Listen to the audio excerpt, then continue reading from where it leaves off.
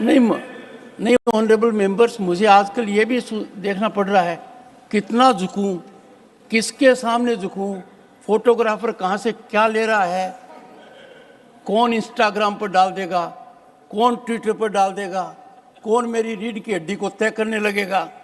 तो मैं बताना चाहता हूँ, झुकना और नमस्कार करना मेरी आदत है। ये नहीं देखता सामने कौन है। आप तो बहुत सम्मानित हैं, पर कई बार बड़ी पीड़ा होती है, गिरावट की कोई सीमा होती है, बड़ा बुरा लगता है। I leave it to your sound wisdom. नहीं, यदि कोई ऐसी संस्था जिसका बहुत बड़ा स्थान है देश की राजनीति में और वो ऑफिशियली ऐसा करते हैं, I can only express my pain, my anguish, और सबसे खतरनाक बात यह है, when I thought it wise to share my anguish, my sentiment with one of the senior leaders, it resulted in more challenging scenario by putting it on Twitter. I thought wisdom will dawn, they will reflect. I am a modest man. Arrogance can never be part of my life. By nature, I am humble. If I am not, I'll try to be more humble. But अपने को संस्कारों का मजाक नहीं उड़ाना चाहिए। सांस्कृतिक विरासत है झुकना, नमस्कार करना। पद की गरिमा तब रहती है जब आदमी ज्यादा से ज्यादा झुके, और ये पीड़ा मुझे उन लोगों ने दी है जिनकी मैं बहुत इज्जत करता हूं। Papers to be laid on the table, doctor Jitendra Singh. सभापति महोदय, आपकी अनुमति से आज की कार्यवाही की संशोधित कार्यवाही में क्रम संख्या 1 के आगे मेरे नाम के आगे सूचीबद्ध कागजात सभा पटल पर रखता हूं। धन्यवाद सभापति महोदय। श्री अश्विनी कुमार चौबे। आपकी अनुमति से मैं आज की कार्यावली के क्रम संख्या 2 पर अपने नाम के आगे पर्यावरण, वन और जलवायु परिवर्तन मंत्रालय से संबंधित सूचीबद्ध विवरण सभा पटल पर प्रस्तुत करता हूं। Doctor Rajkumar Ranjan Singh. Honorable Chairman, sir, with your permission, I raise to lay on the table of the House the paper listed against my name at serial number 3 in today's revised list of business. Thank you, sir.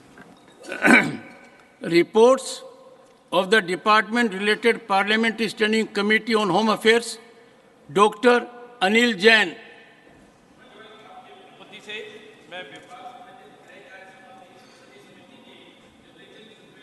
अंग्रेजी और हिंदी में प्रस्तुत करता हूं। गृह मंत्रालय की अनुदान मांगों 2023-2024 के संबंध में विभाग संबंधित गृह कार्य संबंधी स्थायी समिति के 242वें प्रतिवेदन में अंतर्विष्ट सिफारिशों सुमुक्तियों पर सरकार द्वारा की गई कार्रवाई संबंधी समिति का 249वां प्रतिवेदन और उत्तर पूर्वी क्षेत्र विकास मंत्रालय के अनुदान मांगों 2023-2024 के संबंध में विभाग संबंधित गृह कार्य संबंधी संसदीय स्थायी समिति के 243वें प्रतिवेदन में अंतर्विष्ट सिफारिशों सुमुक्तियों पर सरकार द्वारा की गई कार्रवाई संबंधी समिति का 250वां प्रतिवेदन प्रस्तुत करता हूं। Statements of the Committee on the Welfare of Scheduled Caste and Scheduled Tribes, Shri Kamakhya Prasad Tasa. Chairman, sir, I rise to lay on the table a copy each of statements Hindi and English version showing final action taken by the government on recommendation observation contained in the 19th and 24th 17th Lok Sabha of the Committee of Welfare of Scheduled Caste and Scheduled Tribes as indicated in the today's list of business. Thank you, sir. Honorable members, notice under Rule 267 received from Shri Raghav Chadda does not merit admittance. Honorable members, the notices received from Shri Amit Shah Honorable Minister of Home Affairs and Cooperation for consideration of the Jammu and Kashmir Reservation Amendment Bill 2023 and Jammu and Kashmir Reorganization Amendment Bill 2023, both as passed by Lok Sabha, and the notice received from Shri Arjun Ram Meghwal, Honorable Minister of State, Independent Charge of the Ministry of Law and Justice, and Minister of State in the Ministry of Parliamentary Affairs and Culture, for consideration of the repealing and amending Bill 2023 as passed by Lok Sabha in Rajya Sabha today were admitted by waiving of the period requirement under Rule 123 of the Rules of Procedure and Conduct of Business in the Council of States, Rajya Sabha. All three bills have been included in today's list of business. Honorable members, the copies of the first two bills, as introduced in Lok Sabha, were circulated to honorable members through members' portal on 26 July 2023, and the as passed by Lok Sabha versions have been circulated today morning. The third bill was already circulated on 28 July 2023 and recirculated yesterday evening. Those honorable members who desire to give notices of amendments to the said bills may do so now till 1 p.m. Honorable members, another issue is the allocation of time for the combined discussion on the first two bills. The Business Advisory Committee, in its meeting held on 20 July 2023, had allocated time of 2 hours for the combined discussion of three bills, which included the Jammu and Kashmir Reservation Amendment Bill 2023 as passed by the Lok Sabha. Further, the Business Advisory Committee on 27 July 2023 had allocated 2 hours for the discussion on the Jammu and Kashmir Reorganization Amendment Bill 2023 as passed by Lok Sabha. Both the bills are listed today for combined discussion. Honorable members, taking into account the allocation of time by the Business Advisory Committee separately for discussion on the said bills, the time for today's combined discussions works out to be about 2.5 hours. However, I suggest that 3 hours may be allotted for the combined discussion. I hope the House agrees. 3 hours allocated. Matters raised with permission. Shri Pramod Tiwari seeks to raise an important issue of hate speech in the country. I am sure your input would generate soothing response, wholesome ecosystem, that and I rightful do, consideration. sir. That I always do. Please go ahead. मैं एक अत्यंत महत्वपूर्ण विषय की ओर आपका और आपके माध्यम से संपूर्ण सदन का ध्यान आकर्षित करना चाहता हूँ। माननीय भारत के संविधान के आर्टिकल 25 में सबको अपनी आस्था के अनुसार धर्म के विश्वास के पालन का अधिकार दिया गया है। इसके लिए वो स्वतंत्र है, परंतु कानून की अस्पष्टता के कारण इसका दुरुपयोग भी बहुत हो रहा है। मैं उसी संदर्भ में मैंने ये प्रश्न उठाया है और मैं चाहता हूँ कि इसे दलों से ऊपर उठकर इस संवेदनशील विषय पर हम विचार विमर्श करें। मानवर आईपीसी की धारा 295, फिर उसके बाद अगर आप देखें तो पूर्व नियोजित ढंग से अगर किसी की धर्म और आस्था पे प्रहार किया जाए या दुरुपयोग किया जाए तो फिर आईपीसी की धारा 153 के तहत मुकदमा कायम होता है। और सबसे बड़ी चिंता की बात है, मैं आपको विधि आयोग की लॉ कमीशन की रिपोर्ट आपके सामने रखना चाहता हूँ, जिसके अनुसार 2014 में कुल देश में 3 से 23 प्रकरण थे। 2020 में ये बढ़ गए 6 गुना और हो गए 1804 1804। 2022 में 1500 अभी तक हो चुके हैं, अंत तक ये संख्या बढ़नी है। तो मैंने आपके सामने विधि आयोग की रिपोर्ट और इसमें सबसे ज़्यादा मुकदमे कायम हुए हैं उत्तर प्रदेश में। मानवर, मेरे कहने का आशय सिर्फ इतना है कि सामाजिक संरचना में ये काम तो अंग्रेजों ने किया था, डिवाइड एंड रूल, और महात्मा गांधी ने इसी को यूनाइट किया। और एक उनका प्रसिद्ध भजन है, रघुपत राघव राजा राम, ईश्वर अल्लाह तेरे नाम, सबको सम्मत दे भगवान। आज अगर उस आज़ादी के दौर में ये हो रहा हो कि उसका दुरुपयोग शुरू हो जाए और उसके बाद उसका परिणाम होता है दंगे, फसाद, उत्तेजना, और जो बात मैंने कही मैंने आंकड़ों सहित साबित कर दी कि ये उत्तरोत्तर वृद्धि की ओर है, तब इस राज्यसभा का या सरकार का दायित्व क्या है? वो इस परिस्थितियों से निपटने के लिए एक संकल्प ले, इन परिस्थितियों से निपटने के लिए वो कानून में आवश्यक तो संशोधन करें। और दुर्भाग्य है कि आज हमारी सरकार ज़्यादा से राजनीतिक लाभ लेने के लिए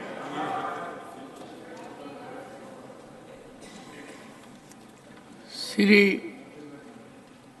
you need some more time? Okay, 1 minute more. की वजह से हो रही है, राजनीतिक लाभ लेने के लिए हो रही है।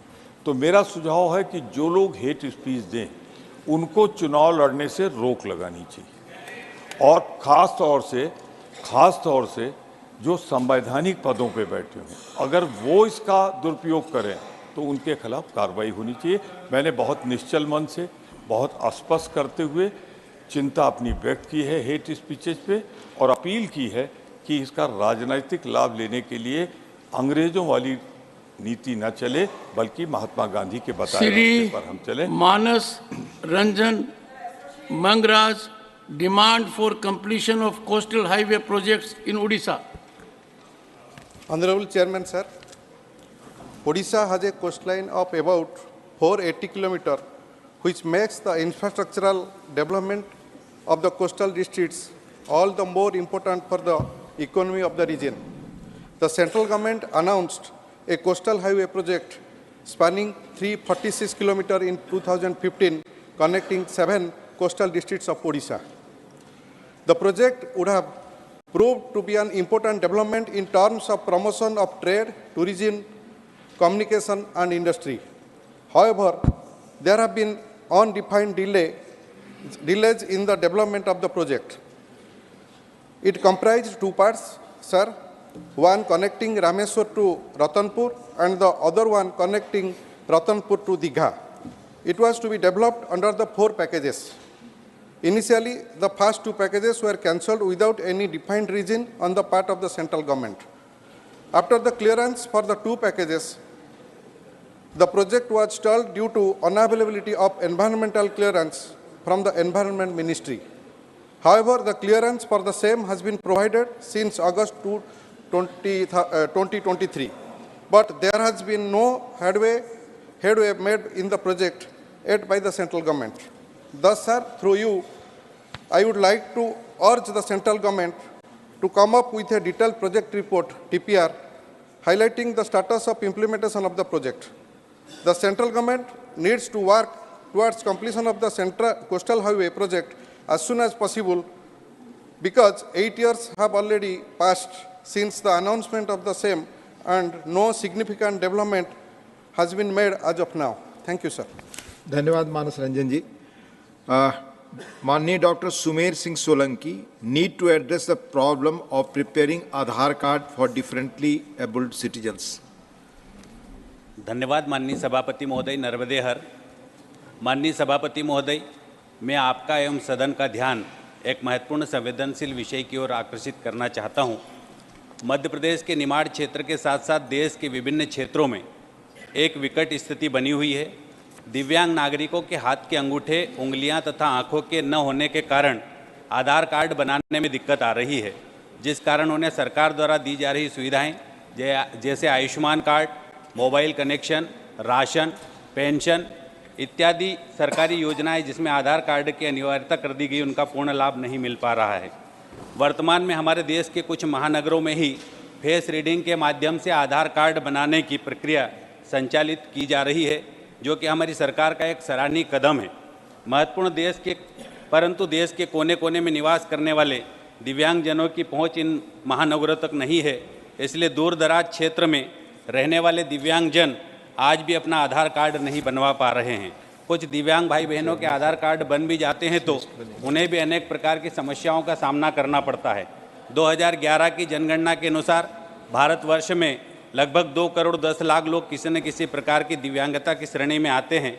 माननीय सभापति महोदय, इस संबंध में समय समय पर देश के सामाजिक लोगों के द्वारा मांग की जाती रही है कि सरकार द्वारा इन दिव्यांग नागरिकों के लिए एक विशेष प्रावधान के जरिए इनके आधार कार्ड बनाए जाना चाहिए, ताकि मेरे इन गरीब भाई और बहनों के विकास की इस बहती धारा से वंचित न होना पड़े। इसलिए सरकार को भारतीय विशिष्ट पहचान प्राधिकरण को इन दिव्यांग लोगों के लिए एक विशेष तकनीकी विकसित करने के लिए निर्देशित करना चाहिए, ताकि उनके आधार कार्ड बनवाने में आसानी हो सके। नई तकनीकी विकसित करने से मेरे इन भाइयों और बहनों को बायोमेट्रिक या अन्य माध्यम से मिलने वाली सरकारी सहायता लेने में भी किसी भी प्रकार की परेशानी का सामना नहीं करना पड़ेगा और इनको रोज़मर्रा के जीवन में आने वाली कठिनाइयों से भी निजात मिलेगी। माननीय सभापति महोदय, मेरा सरकार से आग्रह है कि देश के प्रत्येक जिला स्तर पर एक विशेष अभियान चलाकर इन दिव्यांग भाइयों और बहनों की पहचान की जाए और उनके आधार कार्ड विशिष्ट प्राधिकरण भारत सरकार द्वारा विशेष तकनीकी के माध्यम से बनाए जाना चाहिए। हमारे यशस्वी प्रधानमंत्री माननीय नरेंद्र मोदी जी के द्वारा दिव्यांगजनों के प्रति एक विशेष स्नेह है, इसलिए उन्होंने 3 दिसंबर को विश्व दिव्यांग दिवस के रूप में मनाने का संकल्प लिया है। माननीय सभापति महोदय, मेरा आपके माध्यम से सरकार से विनम्र अनुरोध है कि जिन दिव्यांग नागरिकों के हाथ के अंगूठे, उंगलियां तथा आंखों में किसी प्रकार का विकार होने के कारण या किसी कारणवश आधार कार्ड नहीं बन पा रहे हैं, उनके आधार कार्ड बनाने के लिए सरल विकल्पों पर विचार किया जाना चाहिए, जिससे हमारे दिव्यांग भाई बहनों की समस्याओं का त्वरित निराकरण किया जा सके। यही मेरा अनुरोध है। धन्यवाद। धन्यवाद माननीय doctor Sumer Singh ji. Now Dr. K. Lakshman, need to protect ancient monuments and archaeological sites at the holy shrine Tirumala. Please. Thank you, sir. Sir, Bharat is the oldest living civilization in the world. Indian culture and traditions are closely linked to Sanatana Dharma, whose edifice is the plethora of temples and monuments across the nook and corner of India. Tirumala is supposed to be the world's largest holy and spiritual place covered by 7 hills, which consists of ancient monuments, temples and mandapas constructed during the regime of Chola, Pallava, Vijayanagaram and Yadava kings. But recently, unfortunately, the TTD demolished this ancient Parveta Mandapa at Tirumala, which was in existence for more than 800 years, and constructed a new modern Mandapa with a new dressed granites. TTD is also trying to demolish Padala Mandapam at Alipiri in Tirupati, sir.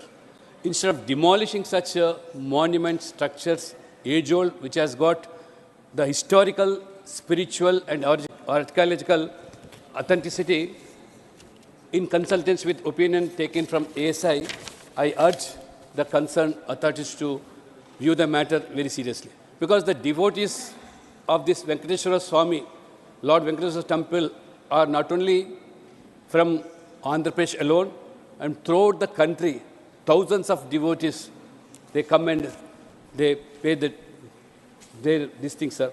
And unfortunately, this historical and cultural traditional importance of these ancient temples in and around Tirumala and Tirupati of national importance rather than regional importance, they are being now diverted also. Even the funds of TTT are also being diverted to the local Tirupati municipality. This being a year of election year, now the funds of the devotees which have donated the funds for expansion of Sanatana Dharma or even development of the temple, but these funds are being diverted, sir. I urge the concerned authority and the government to do the matter seriously, because the feelings of the devotees and the feelings of the Sanatana Dharma people are being hurt. Thank you very much, sir. धन्यवाद doctor K Laxman ji. माननीय doctor Ashok Kumar Mittal, concern over vandalism at Sirhind railway station.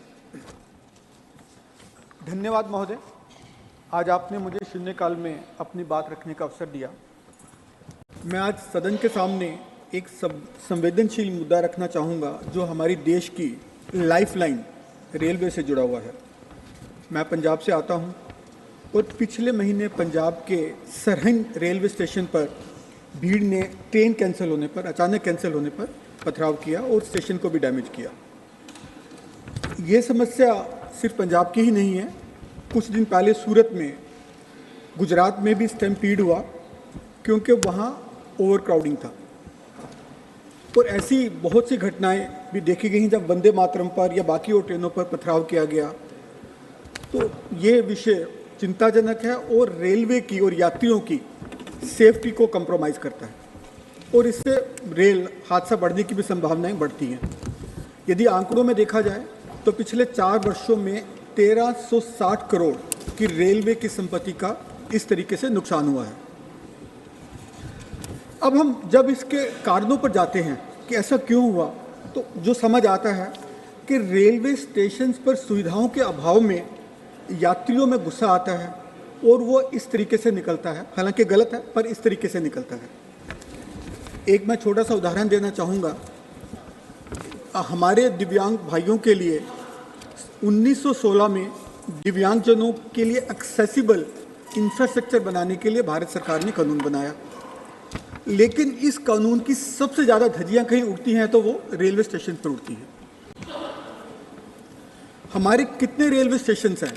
हजारों railway station में कितने मुट्ठी भर railway station होंगे जो disabled friendly होंगे।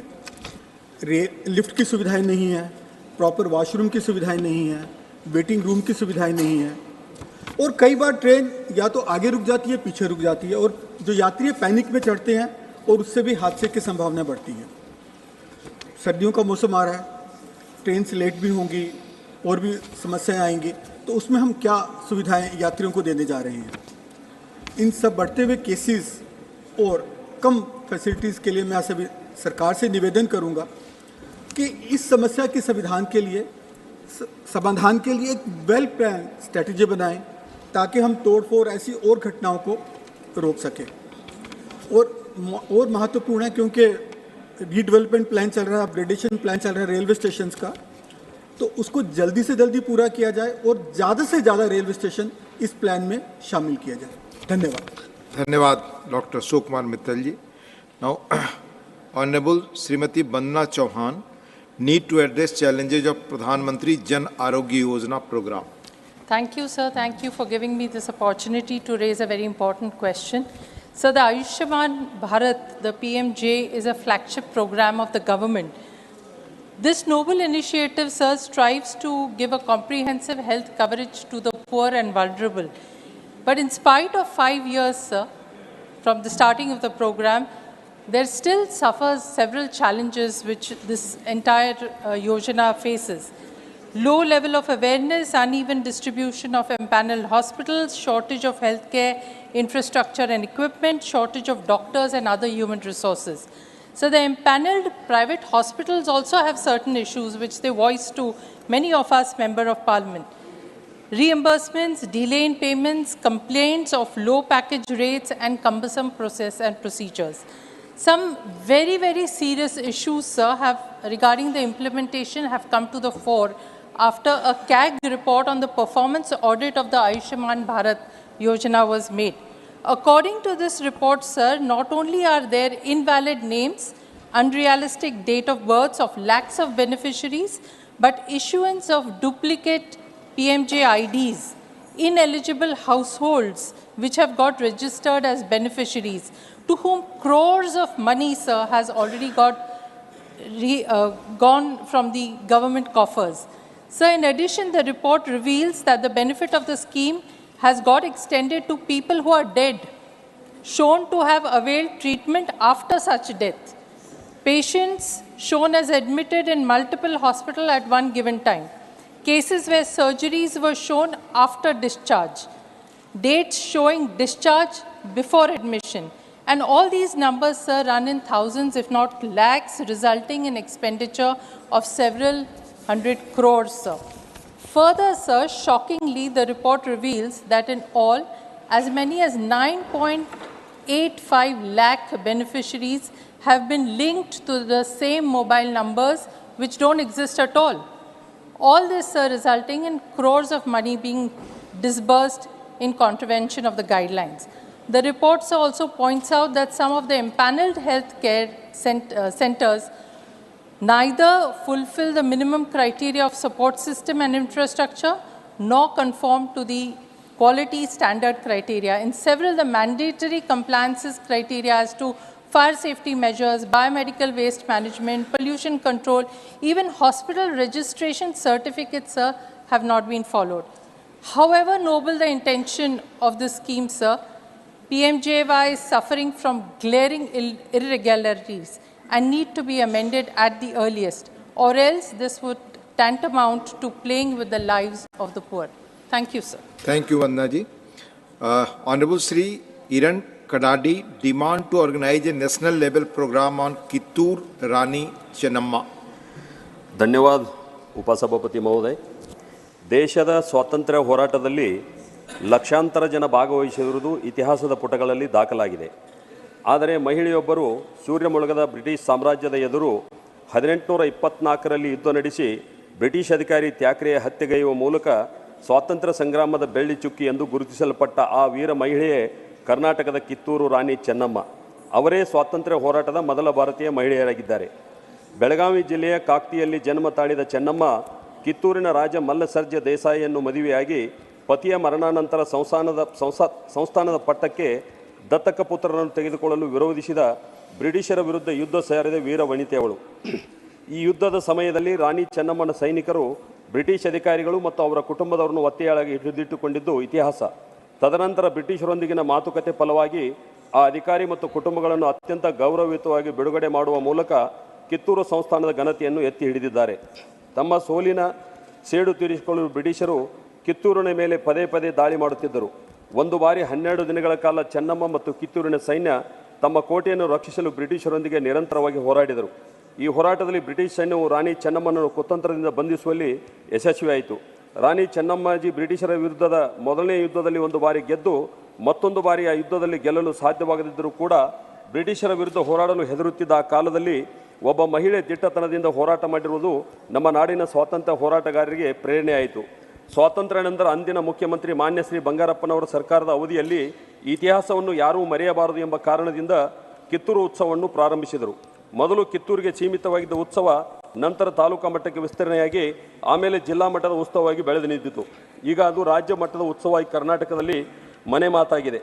ಚೆನ್ನಮ್ಮನ ಗತವೈಭವದ ಇತಿಹಾಸಕ್ಕೆ ಬೆಳಕು ಚೆಲ್ಲುವಂಥ ಮತ್ತು ಕೋಟೆಯನ್ನು ಪುನರ್ ಅಭಿವೃದ್ಧಿ ಮಾಡುವಂಥ ಕೆಲಸಗಳು ನಡೆಯುತ್ತಿವೆ. 2007ರಲ್ಲಿ ಅಂದಿನ ರಾಷ್ಟ್ರಪತಿ ಶ್ರೀಮತಿ ಪ್ರತಿಭಾ ಪಾಟೀಲ್ ಅವರು ಸಂಸತ್ತಿನ ಆವರಣದಲ್ಲಿ ರಾಣಿ ಚೆನ್ನಮ್ಮನ ಪ್ರತಿಮೆಯನ್ನು ಅನಾವರಣಗೊಳಿಸುವ ಮೂಲಕ ಕಿತ್ತೂರು ರಾಣಿ ಚೆನ್ನಮ್ಮನಿಗೆ ಗೌರವ ಸಲ್ಲಿಸಿದ್ದಾರೆ. 1824ರಲ್ಲಿ ಬ್ರಿಟಿಷರ ವಿರುದ್ಧ ಮೊದಲ ಯುದ್ಧ ಗೆದ್ದು 2024ಕ್ಕೆ ಅದು 200 ವರ್ಷಗಳ ಇತಿಹಾಸವಾಗುತ್ತದೆ. 2024ರಲ್ಲಿ ಆ 200ನೇ ವರ್ಷದ ವಿಜಯೋತ್ಸವವನ್ನು ರಾಷ್ಟ್ರೀಯ ಉತ್ಸವವಾಗಿ ಆಚರಿಸಬೇಕೆನ್ನುವುದು ಕರ್ನಾಟಕ ಜನತೆಯ ಆಗ್ರಹವಾಗಿದೆ. ಆ ಸಂದರ್ಭದಲ್ಲಿ 200ನೇ ಉತ್ಸವದ ಸವಿ ನೆನಪಿಗಾಗಿ ಬೆಳಗಾವಿ ವಿಮಾನ ನಿಲ್ದಾಣಕ್ಕೆ ಕಿತ್ತೂರು ರಾಣಿ ಚೆನ್ನಮ್ಮ ವಿಮಾನ ನಿಲ್ದಾಣ ಎಂದು ನಾಮಕರಣ ಮಾಡಬೇಕು. ಜೊತೆಗೆ ಚೆನ್ನಮ್ಮಾಜಿ ಸ್ಮರಣಾರ್ಥ ನಾಣ್ಯ ಮತ್ತು ಅಂಚೆ ಚೀಟಿಗಳನ್ನು ಬಿಡುಗಡೆ ಮಾಡುವಂತೆ ನಾನು ಸರ್ಕಾರವನ್ನು ಆಗ್ರಹಿಸುತ್ತೇನೆ. ಆ ಮೂಲಕ ದೇಶದ ಸ್ವಾತಂತ್ರ್ಯ ಹೋರಾಟಕ್ಕಾಗಿ ತ್ಯಾಗ ಬಲಿದಾನಗೈದ ಮಹಾಪುರುಷರಿಗೆ ಗೌರವ ನೀಡಿದಂತಾಗುತ್ತದೆ. ಈ ಕುರಿತು ಅಗತ್ಯ ಕ್ರಮ ಜಾರಿಗೊಳಿಸಬೇಕು ಕರ್ನಾಟಕದ ಜನತೆಯ ಪರವಾಗಿ ಅತ್ಯಂತ ವಿನಮ್ರವಾಗಿ ಸರ್ಕಾರವನ್ನು ಒತ್ತಾಯಿಸುತ್ತೇನೆ. ನಮಸ್ಕಾರ. धन्यवाद माननीय श्री इरन कडाडी जी. नाउ श्री ऑनरेबल जोसेफ के मानी concern regarding rising coastal erosion along shores of Kerala. Thank you, sir. It is a matter of grave concern that requires immediate attention. The alarming increase in the coastal area of India, particularly along the shore of Kerala. This issue not only a threat to the environment but also to the livelihood of coastal communities. In India, about 7,560 kilometers of coastal line, and in Kerala, about 590 kilometers stretch of coastal line starting from Puva to Trivandrum to Talapadi in Kasaragod, and is one of the most densely populated land area in the country. According to the study by the National Center for Coastal Research, 33.6% of the Indian coastal line is vulnerable to erosion, and nearly 46% of Kerala's coastline is already affected. The statistics should not be viewed as a mere number, but warning of the impending crisis that looms over the state and nation. This coastal erosion is due to various factors such as climate change, unregulated human activities, inadequate coastal zone management, mining, and tourism. In Kerala alone, with over 11 lakh fishermen belonging to the economically weaker section, coastal erosion is rendering these families refugees in their own land. It is imperative that we recognize the urgency of the situation. Firstly, I implore the government to initiate a comprehensive coastal protection plan that leverages the latest scientific and technical advancements. Adequate financial allocation is crucial. The government must reflect its commitment in budgets, setting aside sufficient funds for coastal protection projects, community development initiatives, and research programs. There is a pressing need for comprehensive scientific study into the issue of coastal erosion along the Indian coast. Such a study will offer a detailed understanding of the regional variations, enabling the identification of high-risk zones and implementation of targeted measures for coastal protection. Sir, additionally, it will facilitate the integration of indigenous knowledge with advanced scientific insight, fostering a holistic approach. This comprehensive study stands as a crucial step towards preserving our coastal heritage, sustaining the livelihood, for fortifying the resilience of our coastal communities in the face of escalating environment challenges. I hope the government will take immediate action and address the crisis. Thank you, Jose Mani ji. Mani Sri Sadanand Seth Tanawade, regularization of local passenger train number 7380 and 7379. Thank you, Chairman, sir. I beg to call the attention of the Minister of Railways to an important issue affecting the residents of Kolem, Kale and surrounding village in South Goa.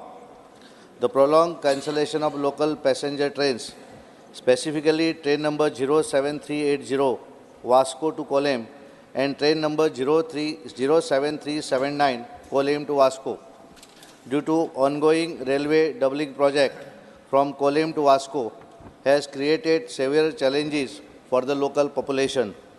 The suspension of these trains has disproportionately impacted the daily lives of villagers, particularly students who rely on these services for commuting to educational institutions and employment opportunities. Despite persistent representation made by the local villagers to the South Western Railways, a resolution has not been reached. The absence of alternative transportation from Kolem to Vasco has led to significant hardship for students, workers, employees, and domestic passengers, while goods trains operate seamlessly on the same route. Sir, I urgently request your intervention to address this matter. I appeal for the regularization of train number 07380 Vasco to Kolem and train number 07379 Kolem to Vasco without further delay. Thank you, sir. Dhanyavad, Sri Sadanand Tanawade ji. Honorable Srimati Geeta Elias Chandraprabha, demand to establish industrial units in Aurora and Etawah districts of UP. धन्यवाद महोदय। उत्तर प्रदेश के जनपद औरैया एवं इटावा भौगोलिक दृष्टि से उत्तर प्रदेश में एक अत्यंत महत्वपूर्ण स्थान पर स्थित है। लगभग उत्तर प्रदेश के मध्य में स्थित इन स्थानों से मध्य प्रदेश, राजस्थान राज्यों की सीमा बिल्कुल निकट है तथा उत्तर प्रदेश के किसी भी हिस्से में स्थानों पर सरलता से पहुंचा जा सकता है। दोनों जनपद देश के प्रमुख रेल मार्ग से एक हावड़ा दिल्ली रेल मार्ग एवं राष्ट्रीय राजमार्गों से अनेकों एक्सप्रेसों से अच्छी तरह से जुड़े हैं। जनपद औरैया में भारत सरकार के उपक्रम गेल एवं एनटीपीसी भी स्थित है। महत्वपूर्ण भौगोलिक स्थान पर स्थित होने तथा रेल व सड़क मार्ग से अच्छी तरह से कनेक्ट होने के कारण इन दोनों जनपदों में अभी औद्योगिक विकास की अनेकों संभावनाएं हैं। दोनों जनपदों की औसत साक्षरता दर देश और प्रदेश की औसत साक्षरता दर से अधिक है। रोजगार के अवसर कम होने के कारण वहां के प्रतिभाशाली युवा अनेकों शहरों में रोजगार की तलाश में जाते हैं। अतः दोनों जनपदों एवं आसपास के क्षेत्र में रोजगार के अवसर बढ़ाने तथा जनपद के संपूर्ण विकास के लिए या एक्सप्रेस एवं रेल मार्ग के किनारे औद्योगिक इकाइयों की स्थापना अति आवश्यक है। अतः मैं आपके माध्यम से सरकार से आग्रह करती हूँ कि वहाँ पर औद्योगिक इकाइयाँ स्थापित कर वहाँ के युवाओं को रोजगार प्राप्त हो। बहुत बहुत धन्यवाद। धन्यवाद माननीय चंद्रप्रभा जी। माननीय Shri Rakesh Sinha ji, demand for flyover on NH31 in Begusarai. उपसभापति महोदय, यह मांग जो नेशनल हाईवे का चौड़ीकरण और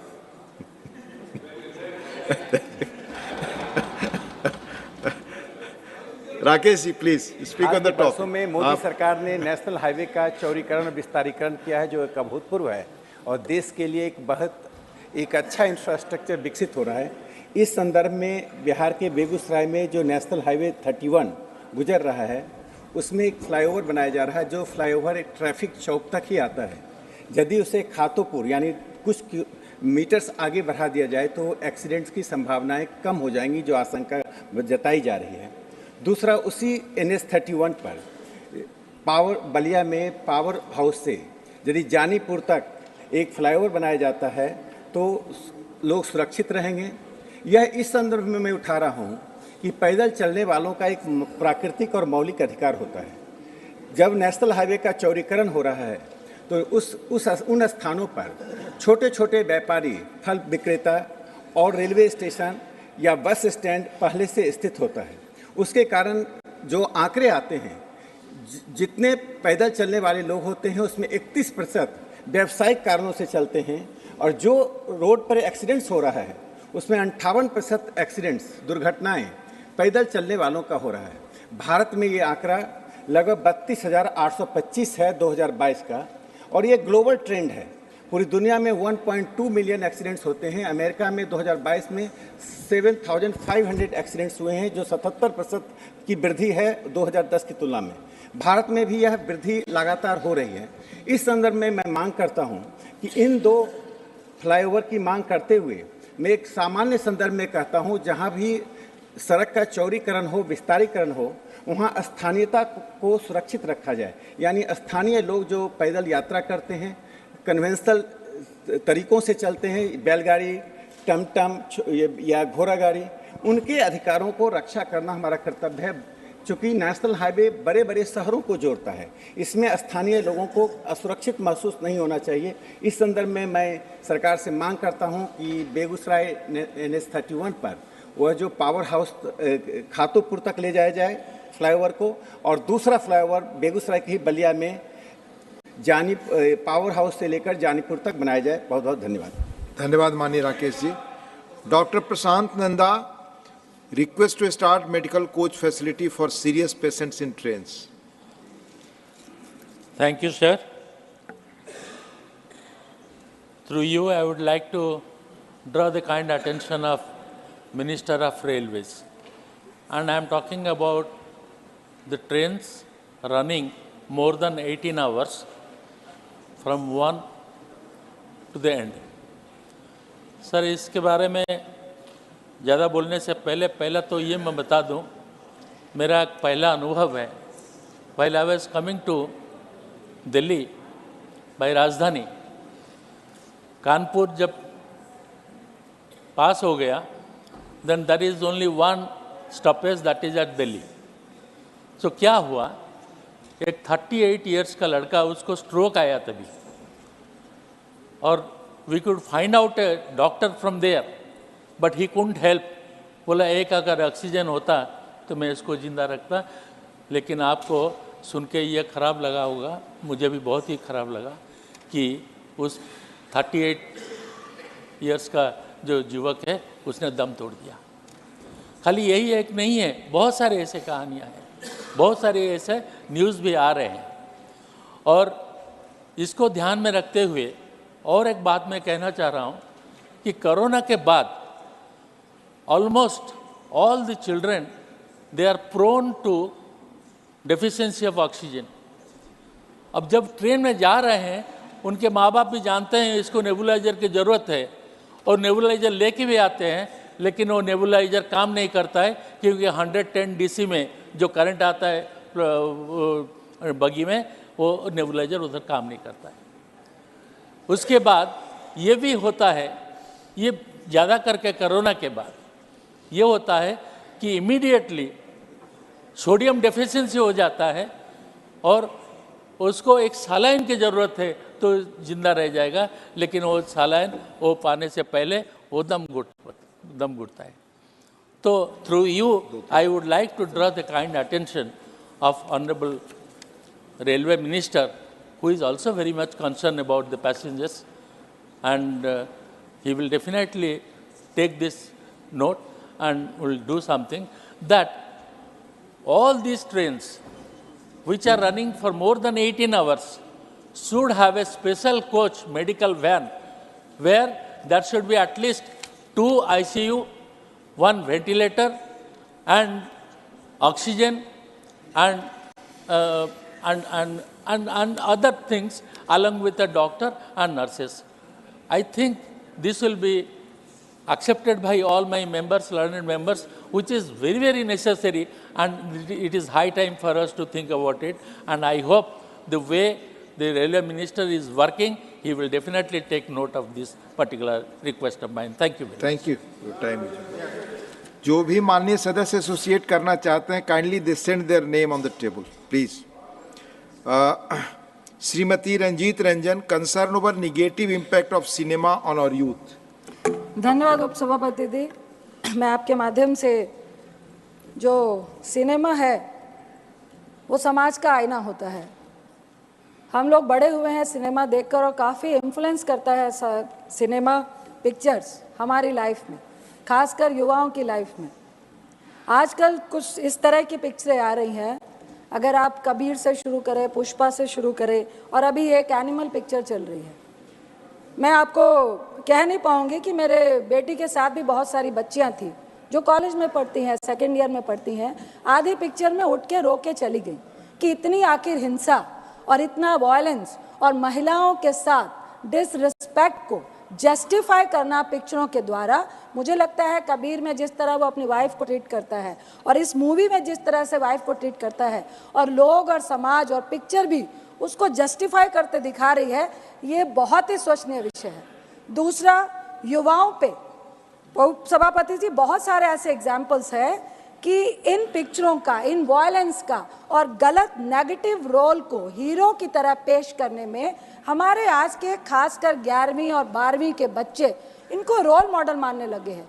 कई इस तरह की हिंसा हमें समाज में देखने को मिल रही है, जो एग्जाम्पल और जो उदाहरण वो पिक्चरों से लेकर आते हैं। तीसरा, उच्च कोटि का इतिहास है पंजाब का, हरि सिंह नलवा का। उसमें एक गाना है कि फड़ के गंडासी मारी अर्जन वैली ने। ये इतिहास को एक गैंगवार में, 2 परिवारों की नफरत की लड़ाई में, जिसका बेटा अपने बाप के प्यार के लिए मरता हुआ, या बिल्कुल उसके लिए वो भी जस्टिफाई नहीं कर पाई है ये पिक्चर, और उसमें वो सरेआम हॉस्टल में, कॉलेज में, बिल्डिंग्स में बड़े बड़े हथियार लेकर मारता है, और कोई कानून, कोई लॉ एंड ऑर्डर, उसको कोई सजा नहीं जाता है। ये भी हम पिक्चर में जस्टिफाई कर रहे हैं। जहां तक अर्जन वैली का सवाल है सभापति जी, हरि सिंह नलवा जो कमांडर इन चीफ थे सिख फौज के, जिन्होंने मुगलों के खिलाफ, जिन्होंने अंग्रेजों के खिलाफ उनकी बढ़ती हुई सत्ता को रोकने के लिए लड़ाई लड़ी थी, उनका बेटा था अर्जन सिंह नलवा, जो पाकिस्तान के गुजरात से, वो जब पूरा इंडिया हमारा एक साथ था, और उन्होंने कई मुसलमानों को 1947 में बचाने का काम किया था।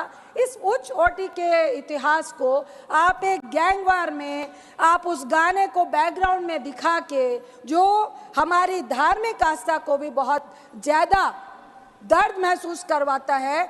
गुरु गोविंद सिंह जी जो सिखों के 10वें गुरु हैं, वो जब मुगलों से लड़ाई लड़ रहे थे, उन डाडी फोक, एक डाडी फोक होता है जिसके तहत आप एक फोक सॉन्ग के तहत अपनी फौज को जोश पैदा करते हैं। सर मेरा एक ही सवाल है, 30 सेकंड, माइक ऑन कीजिए please. Sir thank you sir. Sensor board ऐसी पिक्चरों को बढ़ावा कैसे दे रहा है और किस तरह से ऐसी पिक्चरें पास होके आती हैं जो हमारे समाज के लिए बीमारी है? ऐसी पिक्चरों का कोई भी स्थान हमारे समाज में नहीं होना चाहिए। बहुत बहुत धन्यवाद। धन्यवाद श्रीमती रंजीत रंजन जी। माननीय Shri Vivek K Tankha, concern over shortage of emergency beds in AIIMS Delhi. Sir मैं आपकी परमिशन से पब्लिक हेल्थ के बारे में कुछ बोलना चाहता हूं। एम्स एक ऐसा अस्पताल है जिसके प्रति लोगों की बहुत आस्था है और दूर दूर से पेशेंट्स जो पीड़ा में रहते हैं एम्स आते हैं, क्योंकि इट इज़ लेस एक्सपेंसिव। क्योंकि इस देश में प्राइवेट हॉस्पिटल तो वेरी एक्सपेंसिव, वेदांता जाना या कहीं भी जाना इट्स वेरी एक्सपेंसिव। मैं काफ़ी दिनों से देख रहा हूँ, क्योंकि मैं बहुत पेशेंट्स भेजता हूँ, क्योंकि मैं मेडिकल मिशन से बहुत कनेक्टेड हूँ, और मैं देखता हूँ कि रोज़ करीब 250 लोग एम्स की इमरजेंसी में जाते हैं। And these are all very sick people, मतलब काफ़ी बीमार होते हैं तभी आदमी एम्स जाएगा। और उसमें से मुश्किल से 82 beds are available for emergency. 150 आदमी जो who is very very serious is outside with his families. मेरे को लगता है कि इट्स टाइम हैज़ कम कि हमको सोचना चाहिए एम्स की फैसिलिटी बढ़ाएं, क्योंकि आप इसको रोक नहीं पाओगे। ये पब्लिक एक्सपेक्टेशन है पब्लिक हेल्थ की। नंबर 2, फैसिलिटी बढ़ाने के बाद मेक एन एफर्ट कि इन पेशेंट्स को क्या हम कहीं और भेज सकते हैं फॉर द सेम ट्रीटमेंट, उसकी फैसिलिटी गवर्नमेंट को एक्टिवली करनी चाहिए। 2 बातें और, आपने ऑनलाइन फैसिलिटी रखी है फॉर रजिस्ट्रेशन फॉर इमरजेंसी। अब ऑनलाइन में आप जो सीरियसनेस है वो उतनी बता नहीं सकते, तो डॉक्टर्स को भी एकदम से आभास नहीं होता कि इन सब ऑनलाइन पेशेंट्स में जो 250 हैं उसमें से किसको सेलेक्ट करें। They have to see them. So it is very dehumanising. मतलब वहाँ जाते हैं all serious patients, and specially after COVID, जब heart attacks have become so common, and for young people also sir, for more than 5000 young people have died of heart attack. तो मेरा ये कहना है कि somewhere we have to dehumanise this whole process, make it people friendly, facilities मिल जाएं। और last, AIIMS के doctors are the best in India sir. इनकी बहुत डिमांड है सब अस्पतालों में। जब ये रिटायर होते हैं या even before retirement, every private hospital wants to take them on big package. इनका रिटायरमेंट एज 65 से 70 के लिए प्रपोजल बहुत दिन से पीएमओ में पेंडिंग है। I would request the government कि उसको बढ़ाइए, क्योंकि these doctors are required for the good of the country. Thank you sir. Thank you Shri Vivek Tankha ji. Honourable doctor Kanimozhi NVN Somo, concern over continuing harassment due to spam calls and SMS despite TRAI regulations. Thank you, Chairman, sir.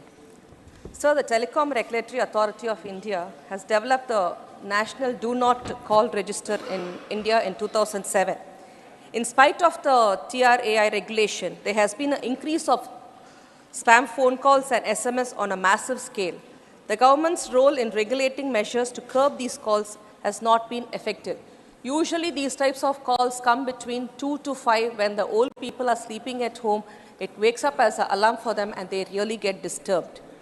The issues of this unregistered telemakers is rampant and unyielding. Around 75% of the people registered in the regulators of TRAI's Do Not Disturb DND list receive unwanted SMS, which is evident from many studies. Out of which 9,252 people who responded to the poll, 51 stated that they received calls relating to selling financial services, and 29 said they received calls relating to selling real estate, including credit card solicitation. Access to all these customer contacts is a basic breach of privacy. There is a pressing need to have a preventive framework other than just filing complaints through the TRAI. I urge the Telecom Department to take immediate action to the following: to curb the unsolicited calls and SMS in spite of TRAI regulations or DND registration, to manage the operations of unregistered telemarketers after introducing blockchain-based technology, steps taken to address existing errors in complaints mechanism of TRAI. Thank you, sir. Thank you, Dr. Kanimoji ji. Mani Shri Kanak Medla Ravindra Kumar ji, requesting to conduct the rescue operation and demand for financial assistance to cyclone-affected farmers and other victims. Thank you, Chairman, sir. I may be permitted to speak in Telugu. I have already given. Please.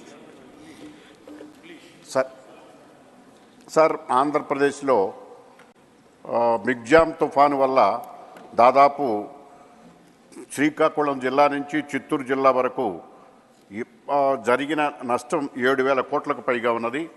భారీగా వర్షాలు, విపరీతమైన గాలుల వల్ల మొత్తం పంట అంతా దాదాపు 1000 ఎకరాలలో ఉద్యాన పంటలు, ఇతర పంటలు కూడా పూర్తిగా డ్యామేజ్ అయినాయి. ఏలూరు, అనకాపల్లి, బాపట్ల, అల్లూరు సీతారామరాజు, గుంటూరు, పల్నాడు, కృష్ణా, ఎన్టీఆర్, ఇతర జిల్లాల్లో మొత్తం భారీ వర్షాలు కురవటం వలన పూర్తిగా పంటలు డ్యామేజ్ అయినాయి.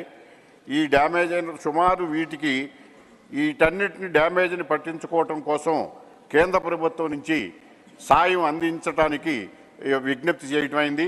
ఎందుకంటే ప్రాథమికంగా కనీసం 2,500 కోట్లు రైతులకు విడుదల చేసి పరిహారాన్ని చెల్లించవలసినటువంటి అవసరం ఉన్నది. ఇప్పుడున్న పరిస్థితుల్లో అక్కడ ఆంధ్రప్రదేశ్లో సౌకర్యాలు, ఎటువంటి రిహాబిలిటేషన్ సౌకర్యాలు కూడా ప్రస్తుత ప్రభుత్వం అక్కడేమీ చేపట్టడం లేదు. దానివల్ల రైతులు చాలా ఇబ్బందికి గురి అవుతున్నారు. అదేవిధంగా వాళ్ళకి కావలసినటువంటి భోజన సదుపాయాలు, ఇతర సదుపాయాలు కూడా లేక తుఫాను బాధితులు కకావికలమవుతున్నారు. అయినా ఇంతకుముందు ఇచ్చినటువంటి సహాయం కూడా ఈ రోజుకు కూడా తుఫాను బాధితులకు అందలేదు. రైతులు అందరూ కూడా పంట తీవ్రంగా నష్టపోయి పరిహారం అందక, రాష్ట్ర ప్రభుత్వం పట్టించుకోక, ఎటువంటి పునరావాస కేంద్రాలు నెలకొల్పక పూర్తిగా నష్టపోయి ఆంధ్రప్రదేశ్ ప్రజలు చాలా దీనావస్థలో ఉన్నారు. ఈ పరిస్థితులను కనుక చూసిన తరువాత ఇదే పరిస్థితి కనుక కనుసూరినైతే కనీసం రేపొద్దున ఉండటానికి ఇళ్ళు కూడా లేవు. దెబ్బతిన్న ఇళ్ళకి ఆఖరికి పశువులకు మేత కూడా ఇవ్వకుండా పూర్తిగా నష్టం జరుగుతున్నది. ఇలాంటి పరిస్థితుల్లో కేంద్ర ప్రభుత్వం ఆదుకుని ప్రత్యేకమైన జీవోలు ఇచ్చి ప్రత్యేక సహాయం చేయవలసి ఉంది. గతంలో హుదూద్ తుఫాన్ వచ్చినప్పుడు, తిత్లీ తుఫాన్ వచ్చినప్పుడు చంద్రబాబు నాయుడు గారి ప్రభుత్వం ఇచ్చినటువంటి పరిహారాలను కూడా ఈ రోజు కూడా అందజేయలేదు. వీటిని దృష్టిలో పెట్టుకుని సరిచేసి పరిహారం ఇచ్చి వెంటనే of this government and of the society. Sir, the NCRB report reveals a disturbing truth of 13% rise the atrocities on Dalits in 1 year. Sir, they are also called as Hindus, and the society says all Hindus are one, but the statistics reveal that in 2020, 50,291 atrocities have taken place on Dalits. 2021, 50,900, which is increased. 2022, it is 57,582. This increasing trend shows that how we are treating our own fellow brothers in this country. Sir, the top 3 states are UP, 15,368 incidents, Rajasthan, 8,752, Madhya Pradesh, 7,733. These are all the top 3 states. And no state is going behind on this issue, sir. Sir, the women are the worst hit in this. Among the leads, the women are the vulnerable. And they succumb to the atrocities like rape, naked parade, destroying their self-respect and modesty. And there also, sir, the statistics says in 2021, 3,893 rapes have been done. In 22, that rapes have been increased to 4,252, sir. Sir, the sexual harassment on Dalit women, in 2021 it is 932, and in 22 it is 1,022. Sir, assaulting on their self-respect, cases reported in 2021 is 2,000, and in 22 it is 2,167. Totally 7,756 women in 2021, and sir, the latest 343 naked parade was done on the women of this country, sir. Sir, this is really, even today, sir, I read the paper. It is reported in Tirunelveli district, a scheduled caste boy was murdered because he had a love with an upper caste girl. It is not his mistake, but it is called by the press and other media as Maryada Hatya. This Maryada Hatya is going on across the country. Please conclude.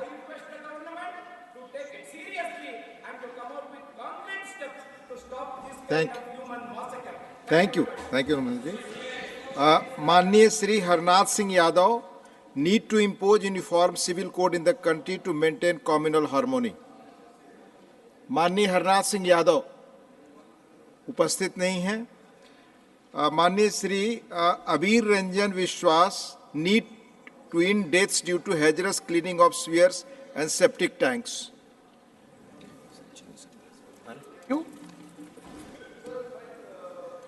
Submission is need to end death due to hazardous cleaning of sewers and septic tanks. So recently, 4 migrant workers from Bihar died while cleaning a septic tank in Surat, Gujarat. The union government has stated that there have been no deaths due to manual scavenging in the country. However, the government's own data states that over 300 people have died in the last 5 years due to accidents while undertaking hazardous cleaning of sewers and septic tanks. Manual scavenging has been prohibited in India since 2013. However, the Dalits and the tribals are forced to take up these jobs mainly due to poverty and lack of employment elsewhere. The historical repression and marginalization of these groups still exists, leaving them no other resource to earn a living. The government needs to take urgent measures to ensure that no person should have to demean themselves by cleaning sewers and septic tanks manually. The law should be enforced strictly in this regard, especially for private firms who employ such persons on a per diem basis, so it does not show on their rolls, often without providing any protective gear. The technological solutions need to be enhanced, and mechanical desludging and use of robots needs to become the norm. The self-employment scheme of rehabilitation of manual scavengers need to be revived, and besides the one-time cash component, emphasis needs to be put on skilling and providing soft loans to enable them to carve out an alternative means of earning livelihood or other careers. We must ensure dignity of life and livelihood for every Indian citizen. Thank you, sir. Sri Anil Prasad Hegde. Thank you, Chairman, sir.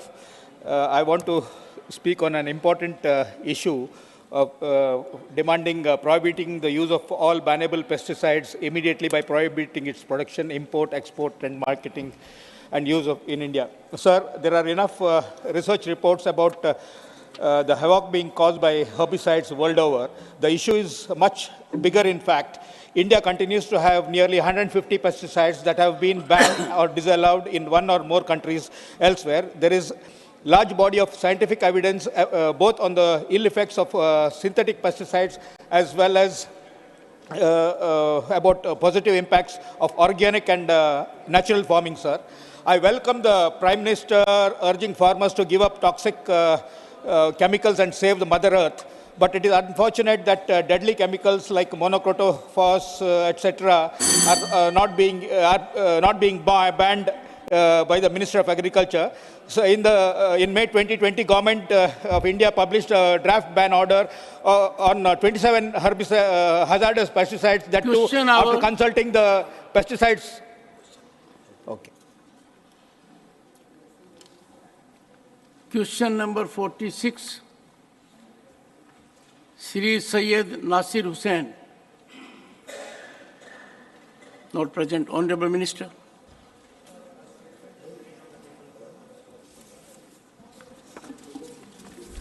Dr. John Britas.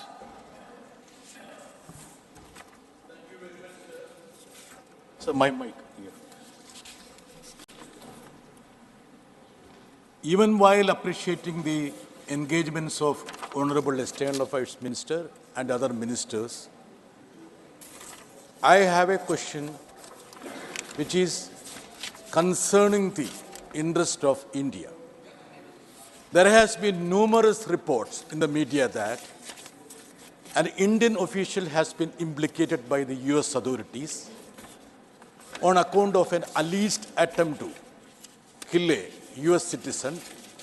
And it has been widely reported that Indian government is applying its mind and seeing the inputs of the US government the basis for an inquiry. On the other count, there has been reports about India rebutting the stand of the Canadian government. Is it a fact that we are not having a equitable treatment? And what is the status of the charges and allegations raised by the US authority? Thank you, sir. Honorable Minister. Sir, the matter is not directly connected to the question, which is on the visits of union ministers. But nevertheless, since it has been asked, sir, through you, I would like to clarify to the honorable member that insofar as the US is concerned, certain inputs were given to us as part of our security cooperation with the United States. Those inputs were of concern to us because they related to the nexus of organized crime, trafficking, and other matters. So, because it has a bearing on our own national security, it was decided to institute an inquiry into the matter, and an inquiry committee has been constituted. Insofar as Canada is concerned, no specific evidence or inputs were provided to us. So the question of equitable treatment to two countries who have, one of whom has provided inputs and one of whom has not, does not arise. Shri Sujit Kumar. Sir, between January 2020 and November 23, 220 foreign visits have been made by various union ministers. And these visits have substantially helped India's standing in the globe. But sir, out of these 220 visits, only 6 visits have been made to Latin American countries. Brazil in May 22, and then Panama, Colombia, Guyana, and Dominican Republic in April 23, and then Uruguay, Brazil in June 23. So why, sir, this important part of the globe is being neglected, particularly when China is making such deep inroads in Latin America? And I think we have much affinity and similarities between Latin America and India. So I think the Honorable Minister, I would like to hear from him what needs to be done to enhance this. Honorable Minister. Sir, I thank the Honorable Minister through you for the interest he has taken on Latin America. I would like to say that the visits he referred to are actually visits I have myself undertaken. In many cases, not the first ever visit by any foreign minister to Colombia, to Guyana, to the Dominican Republic, and to Panama. I would like to assure the honorable member, sir, that government actually is very committed to developing our ties. One of the reasons why there have not been that many visits is obviously a matter of distance. But having said that, today our trade with Latin America is nearing $50 billion.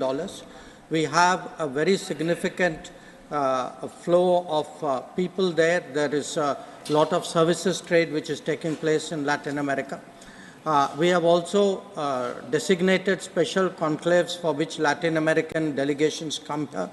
So I would certainly be confident that we will see many more visits to Latin America, not just by me, but by my other ministerial colleagues as well. Other ministers and constitutional functionaries. Certainly, sir. There was slight murmur because you addressed the honorable member as minister. Oh. But you are known to turn out prophetic. Shri Saket Gokhale.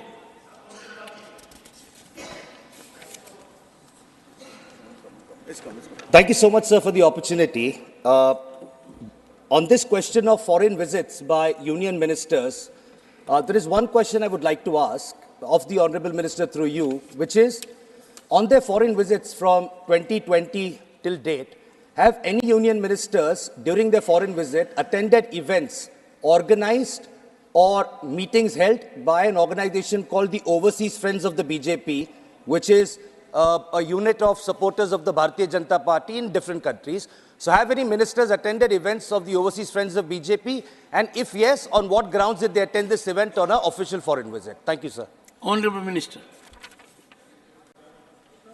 I am very confident that many ministers would have attended such functions. I have myself done so. And the reason why we have done so is when we go abroad, we meet members of the Indian community. It is part of our tradition. The Modi government values the Indian diaspora. We know that they make an enormous contribution to the image and to the profile that India has today. We treat all members of the community with respect, and if members of the community happen to belong to political parties or have political affiliations, that is a fact of life. But the primary purpose for which ministers go is official business. Ministers discharge their official responsibility fully, satisfactorily, and it is visible in the results of the foreign policy. Shri Rakesh Sinha. सभापति महोदय धन्यवाद। मैं मंत्री जी से जानना चाहता हूं कि केंद्रीय मंत्रियों का दुनिया के अनेक देशों में जो लगातार दौरा हो रहा है, उसमें खास करके ऐसे छोटे देश जो अब तक उपेक्षित थे, जैसे मंगोलिया हो गया, वियतनाम हो गया, जहां माननीय प्रधानमंत्री नरेंद्र मोदी जी ने भी दौरा किया था। मैं ये जानना चाहता हूं कि इन दौरों से जो सांस्कृतिक संबंध को बढ़ाने के लिए खास करके वियतनाम और मंगोलिया में क्या प्रयास किया जा रहा है? Honorable Minister. Sir, during the visits which have been undertaken by the Prime Minister and by members of Cabinet, just as I said, the Indian community is an important pillar of the relationship. Building our cultural and civilizational linkages with these countries is also very important. What the Honorable Member specifically referred to, sir, Mongolia and Vietnam, I would like to inform the House through you that where Mongolia is concerned, we have actually undertaken a very extensive project of digitizing manuscripts and providing support to one of the leading monasteries. Where Vietnam, there is actually a very significant archaeological site going back to the Champa period. Sir, this is a era about which, as you know, Jashankar Prasad has written as well.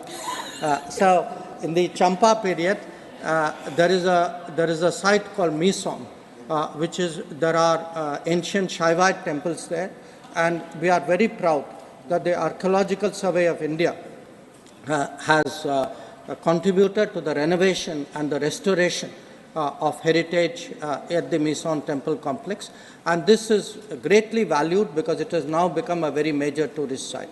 There are many other countries, sir, where cultural and civilizational connects are built through our cooperation. Shri M. Thambidurai. Chairman, sir, through you I want to know from the Honourable Minister, because so many visits took place to Sri Lanka, then what is the efforts taken by our side to solve the Tamil Nadu fishermen? Often Sri Lankan Navy is arresting and harassing them. And also, to protect the Sri Lankan Tamils, the constitutional amendment is still pending. Whether the government, the Indian government, our people were visited to take care of that, solve this problem. I want to know through you, sir. Honorable Minister. Sir, the House would be aware that a lot of the fishermen's issues arise from agreements and understandings which were reached in the 1970s.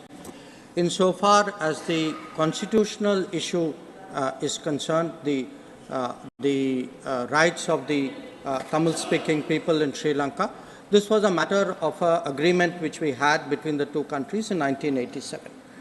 Our endeavor today is to see that our fishermen are allowed to fish, do their occupation in the areas of our jurisdiction in a peaceful manner.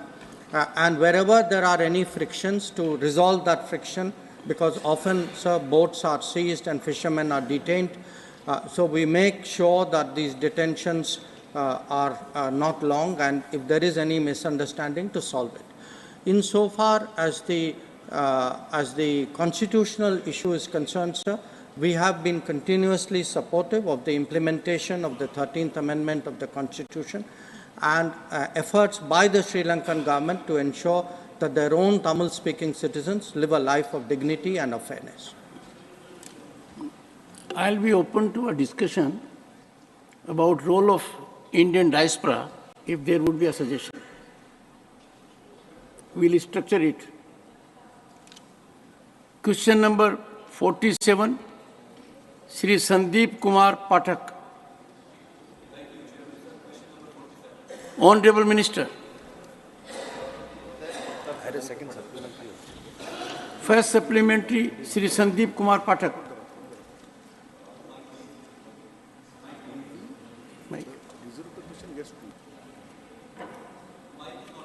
It will function. Both the Honorable Minister and the member are techno-savvy. Thank you, They sir. know sometimes situations thank you develop. Sir. Go ahead. Sir जैसा आप देखते हैं कि जब भी pollution की बात आती है, पराली जलाने की बात आती है और किसानों पर प्रश्न चिन्ह लगाए जाते हैं, मेरा ये मानना है कि देश में कोई भी किसान पराली खुद से नहीं जलाना चाहता है. जब वो पराली जलाता है तो सबसे पहले नुकसान तो उसको स्वयं को और उसको परिवार को होता है. तो इस इशू को एड्रेस करने की जिम्मेदारी सभी सरकारों की होती है. मेरा प्रश्न ये है सर, आपके माध्यम से माननीय मंत्री जी से, कि पराली को ना जलाने के लिए जो कॉम्पनसेशन देनी बहुत ज़रूरी है, यही एक ऐसा तरीका है जिससे आप रोक सकते हैं. पंजाब सरकार ने ये ऑफर दिया है कि प्रति एकड़ पराली न जलाने के लिए 1000 रुपये कॉम्पनसेशन पंजाब सरकार की तरफ से, और केंद्र सरकार से मांगा है कि 1500 रुपये अगर केंद्र सरकार भी उस पर ऐड ऑन कर दे तो ये पर्याप्त राशि होगी और ये एक बहुत अच्छा प्रयास होगा. तो क्या केंद्र सरकार इसके लिए रेडी है और उनका इस पे क्या प्रयास है, ये मेरा पहला प्रश्न. माननीय मंत्री जी. माननीय सभापति महोदय, पराली को जलाने से रोकने के लिए केंद्र सरकार के द्वारा राज्य सरकारों को विशेष अनुदान दिया गया है. इस विशेष अनुदान के अंतर्गत पराली को जो रोटिवेटर से लगाने के लिए मशीनें दी गई, पराली को रोकने के लिए अन्य कमर्शियल उपाय दिए गए. मैं यह कहना चाहता हूं कि जितनी पराली को जलाने में गिरावट हरियाणा और बाकी राज्यों में आई, उतनी संतोषजनक प्रगति पंजाब राज्य में नहीं आई. मैं आपके माध्यम से आग्रह करना चाहूँगा कि केंद्र सरकार के दिए गए संसाधनों का जो पूरी तरीके से उपयोग करना था, अगर वो होता तो हम पंजाब में भी उतनी ही गिरावट देखते जितनी बाकी राज्यों में देखी. Second supplementary, Shri Sandeep Kumar Pathak. Thank you, sir. So although the first answer is not satisfactory, but I would move on to my next question. Sir, पराली को जलाने से रोकने के लिए अगर लॉन्ग टर्म और सस्टेनेबल आंसर खोजना है तो क्रॉप डाइवर्सिफिकेशन एक बहुत फंडामेंटल और क्रिटिकल पैरामीटर है. क्रॉप डाइवर्सिफिकेशन के लिए सबसे महत्वपूर्ण बात यह है सर कि एक तो एमएसपी है, क्या किसान को पर्याप्त एमएसपी मिलती है, और अगर उस फसल पर एमएसपी मिलती है तो पैडी जो धान है उसके एमएसपी में कितना डिफरेंस है. पंजाब सरकार ने ये ऑफर दिया है केंद्र सरकार को कि जो एमएसपी में डिफरेंस है धान में और बाकी के फसलों में, वो अपने पंजाब सरकार की तरफ से कॉम्पेंसेट करेंगे और एमएसपी देंगे. केंद्र सरकार क्या इसके लिए तैयार है और इसी सेशन से क्या केंद्र सरकार इसको लागू करने के लिए तैयार है? माननीय मंत्री जी. माननीय सभापति महोदय, केंद्र सरकार के द्वारा 2018 से ही स्कीम लागू की गई है, जिसमें पंजाब, हरियाणा, उत्तर प्रदेश में लगभग 2440 करोड़ रुपए का जो फंड है वो रिलीज़ किया गया है. उसके साथ ही साथ सीपीसीबी ने एक नई फाइनेंशियल स्कीम को भी लागू किया, जिसमें वन टाइम फाइनेंशियल असिस्टेंस दिया गया, जिसमें पैडी का पिलेट बना करके उसके कमर्शियल उपयोग को मान्यता दी गई. उसके अतिरिक्त उसके अतिरिक्त भी सीपीसीबी के द्वारा अन्य फाइनेंशियल असिस्टेंस इसके संबंध में दी गई। फिर इसको और आगे बढ़ाने के लिए इसका जो थर्मल पावर में भी उपयोग करने के लिए पिलेट्स बनाने के लिए उपयोग किया गया। मेरा ये मानना है कि जिस प्रकार से केंद्र सरकार के द्वारा सहायता दी गई है उसमें पिछले 2 वर्षों की तुलना में हम काफ़ी पराली को जलाने में गिरावट को देख रहे हैं। मुझे लगता है इन सारे प्रयासों को अगर अच्छे तरीके से लागू किया जाए तो ज़्यादा अच्छा रहेगा। और पंजाब में भी विशेष रूप से ये दुर्भाग्य का विषय रहा कि सबसे ज़्यादा जलाने की घटनाएं संगरूर में हुई, जो स्वयं मुख्यमंत्री जी का क्षेत्र है। Third supplementary Shri Jairam Ramesh. Sir, air pollution is now a serious problem across the country, not just in and around Delhi. I'd like to ask the Honorable Minister, the law for preventing and control of air pollution was passed in 1981. The National Ambient Air Quality Standards were set in 2009. I would like to ask the Honorable Minister, in view of the accumulating evidence on public health of air pollution, whether he will consider reviewing both the law passed in 81 and the ambient air quality standards that were set in 2009. Honorable Minister. देश में जो वायु का जो प्रदूषण है उसकी समस्या को देखते हुए केंद्र सरकार के द्वारा 19,711 करोड़ रुपए का प्रावधान किया गया और जो मानक तय किए थे उन मानकों को डिफाइन करने के लिए देश में 131 शहरों को चिन्हित भी किया गया। इन शहरों को चिन्हित करने के लिए केंद्र सरकार के द्वारा स्कीम लगाई गई। विशेष रूप से PM 2.5, PM 10 में जो हवा में विषैली जो विकिरण फैलते हैं उसको देखते हुए भी सारे प्रावधानों को किया गया। और मैं कहना चाहूँगा कि ये जो 131 शहरों में जो मानक बनाए गए थे उसमें काफ़ी संतोषजनक रूप से प्रगति की गई। बल्कि मैं माननीय जयराम रमेश जी को आपके माध्यम से कहना चाहूँगा कि इन 131 शहरों में जिन म्यूनिसिपैलिटीज़ ने अच्छा काम किया, कंट्रीब्यूशन किया, उनको भी पॉजिटिव तरीके से अवार्ड देने का काम किया, क्योंकि ये विषय हम सबके जीवन से जुड़ा हुआ विषय और इसमें विशेष रूप से जो स्थानीय नगर पालिका है वो ज़्यादा से ज़्यादा कैसे सहभाग करें और जिन्होंने अच्छा काम किया उनको विशेष कंपनसेशन भी दिया गया। Fourth supplementary Shri Tiruchi Shiva.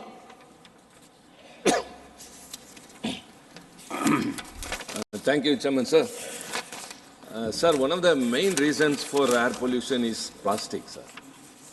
And, of course, many serious efforts have been taken up. The torrential rain that poured in Chennai for the past 4 days, which is unprecedented, has stopped. But receding is very, very slow only because of the major reason 25% is by way of the plastic waste that has been subbing here and there. And whenever we visit some hotels for a meeting, we see only they supply water in plastic bottles. Only in some hotels it's being supplied in glass bottles, and so also in festivals like marriage and receptions.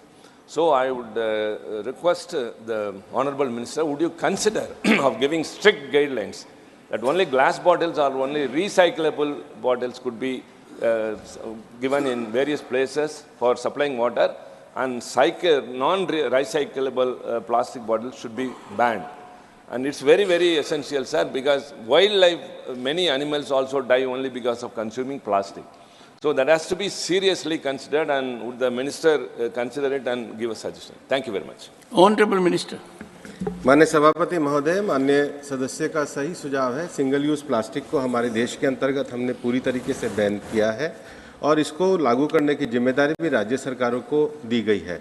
उसके साथ ही साथ जो solid waste management है उसमें भी कई बार जो plastic वगैरह जो जलता है उसके कारण भी एयर पोल्यूशन होता है। हमने पर्याप्त गाइडलाइन इसमें इशू करी है और हम राज्य सरकारों से और स्थानीय प्रशासन से भी आग्रह करते हैं कि जो सिंगल यूज़ प्लास्टिक को बैन किया गया है उसको पूरी तरीके से लागू करें और जनप्रतिनिधियों से भी अपेक्षा है कि इसमें अपनी जनभागीदारी को भी बढ़ाएं।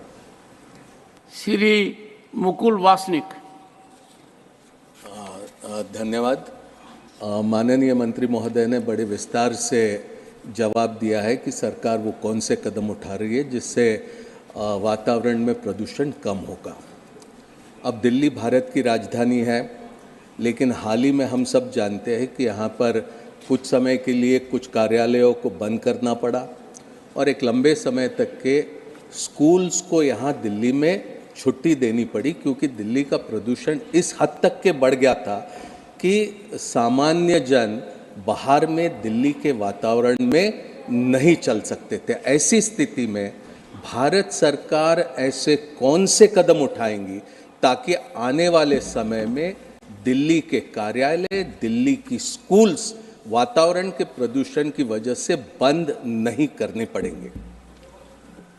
Honourable minister.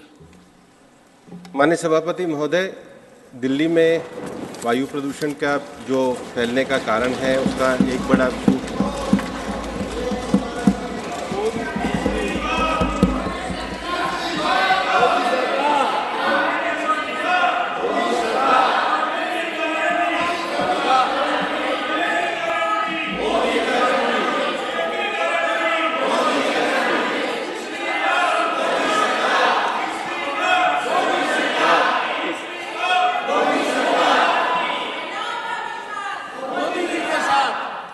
Honourable minister. माननीय सभापति महोदय, ऑनरेबल मिनिस्टर, माननीय सदस्य ने प्रश्न किया है कि दिल्ली में वायु प्रदूषण के लिए industrial pollution, transport pollution, solid waste management और डस्ट, ये जो चारों विषयों से पॉल्यूशन होता है और उसके साथ जो स्टबल बर्निंग है उसके कारण भी ये कॉज बनता है। हमने ऑलरेडी ट्रांसपोर्टेशन में जो फ्यूल है उसको हमने चेंज किया है। जो डस्ट पॉल्यूशन है उसके लिए हमने पर्याप्त गाइडलाइन निकाली है। इंडस्ट्रियल पॉल्यूशन के लिए भी हम जो है गैस आधारित इंडस्ट्री को बढ़ावा देने के लिए पूरी तरीके से एनसीआर में हमने प्रावधान किए हैं। और मैंने अपने पूर्व के उत्तर में स्टबल बर्निंग के लिए जो केंद्र सरकार ने राशि एनसीआर के क्षेत्र में आवंटित करी उसका उल्लेख किया है। इन सारे प्रावधानों को उत्तर में भी विस्तार से दिया गया। Question number 48, Shrimati Sumitra Balmik.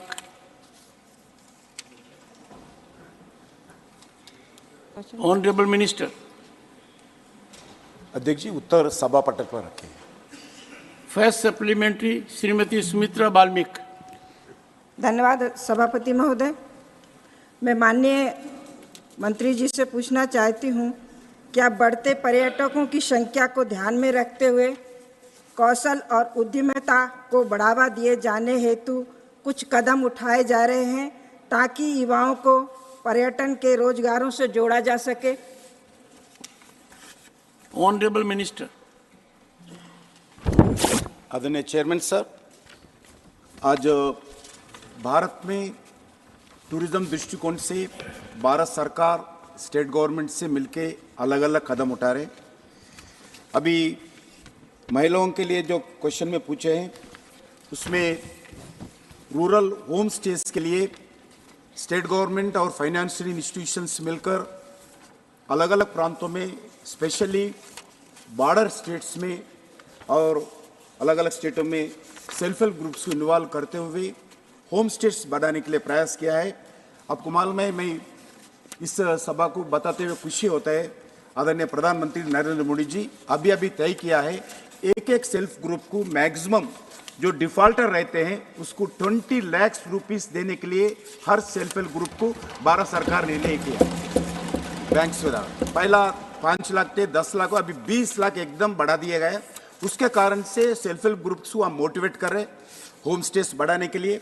उसके साथ साथ जो भारत सरकार के द्वारा जो Indian institute of travel and tourism management के द्वारा हम डिजिटल प्लेटफॉर्म के द्वारा हम फीमेल टूर गाइड्स को भी ट्रेनिंग दे रहे।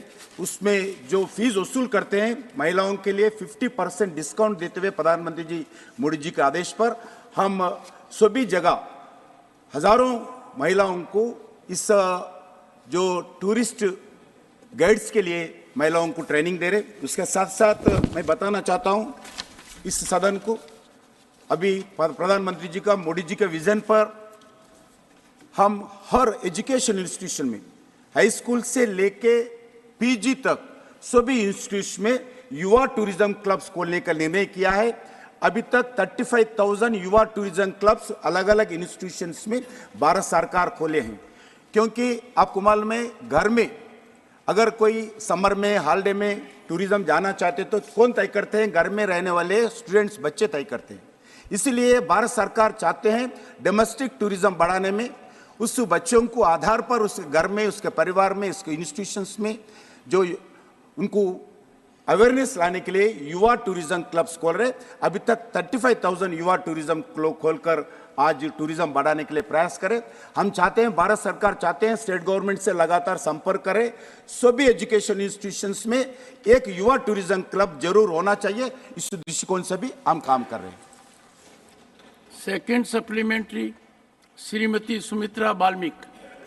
माननीय सभापति महोदय, मैं माननीय मंत्री जी से पूछना चाहूंगी, नॉर्थ ईस्ट पूर्वोत्तर राज्यों में पर्यटन को बढ़ावा देने में क्या क्या कदम उठाए हैं? माननीय मंत्री। रिस्पेक्टेड चेयरमैन सर, अभी नॉर्थ ईस्ट में भारत सरकार आने के बाद, नरेंद्र मोदी जी सत्ता संभालने के बाद आज इंफ्रास्ट्रक्चर एक्ट में, जब तक टूरिज्म आना चाहते हैं, एयरपोर्ट्स नहीं थे, पहले एयरपोर्ट्स कम थे, रेलवे स्टेशन एक ही असम गुवाहाटी में था। अभी सभी कैपिटल में एक train connectivity, air connectivity, road connectivity बढ़ावा देने के लिए प्रयास किया है। जब तक कनेक्टिविटी नहीं रहते हैं, टूरिज्म बढ़ते नहीं। इस दृष्टिकोण से भारत सरकार लगातार नॉर्थ ईस्ट में इस 9 साल में 5 लाख करोड़ रुपए खर्च करके इंफ्रास्ट्रक्चर एक्टिविटी बढ़ाया। जब तक इंफ्रास्ट्रक्चर एक्टिविटी नहीं बढ़ते हैं, जब तक टूरिज्म एक्टिविटी बढ़ते नहीं। अभी हम जो नॉर्थ ईस्ट में जो नेशनल हाईवेज रहते हैं, उसमें हम जो व्यू पॉइंट्स बोलकर अलग अलग जगह व्यू पॉइंट्स लगा रहे, क्योंकि बहुत डिस्टेंस जर्नी करना पड़ता है। टूरिज्म जाते हैं, महिला रहते हैं, बच्चे रहते हैं, कोई वॉशरूम भी नहीं रहते। इसी दृष्टिकोण से भारत सरकार टूरिज्म डिपार्टमेंट के द्वारा अलग अलग जगह व्यू पॉइंट्स लगा रहे। अभी तक अरुणाचल प्रदेश में एक पायलट प्रोजेक्ट के नाते फर्स्ट फेज में अरुणाचल प्रदेश में, मणिपुर में, मेघालय में, मिजोरम में और नागालैंड में, सिक्किम में अलग अलग जगह नेशनल हाईवेज के बाजू अच्छे व्यू पॉइंट्स आजकल उधर ठहर सकते हैं। कैंटीन, रेस्टोरेंट, उसके साथ साथ कोई सावनीर सेंटर, उसके बाद अच्छे फोटोज सेल्फी निकालने के लिए अच्छी व्यू पर एक व्यू पॉइंट्स बनाने के लिए अच्छे व्यवस्था कर रहे। और उसके साथ साथ जो स्टेट गवर्नमेंट से मिलकर अलग अलग जगह जो जितने भी टूरिज्म डेस्टिनेशंस है, हम फाइनेंशियल असिस्टेंस दे रहे। प्रसाद स्कीम के द्वारा, स्वदेशी दर्शन के स्कीम के द्वारा, पिलग्रिम टूरिज्म हो, नेचुरल टूरिज्म हो, ऐसे अलग अलग जगह टूरिज्म बढ़ाने के लिए भी नॉर्थ ईस्ट में भारत सरकार का प्रथम रिस्पॉन्सिबिलिटी है और प्राथमिकता देकर नॉर्थ ईस्ट में टूरिज्म बढ़ाने के लिए पूरा प्रयास कर रहे हैं। Third supplementary Shri Amar Patnaik. Thank you, Chairman, sir. Sir, recently, the Orissa government handed over 20 wayside amenity centers and 12 cafeterias at prominent tourist destinations to self-help groups under the Mission Shakti program of the state government of our Chief Minister, Honorable Sri Naveen Patnaik. Whether the central government would consider having similar kind of scheme which would not only promote tourism but would also give impetus to the self-help groups in the country. Honorable Minister.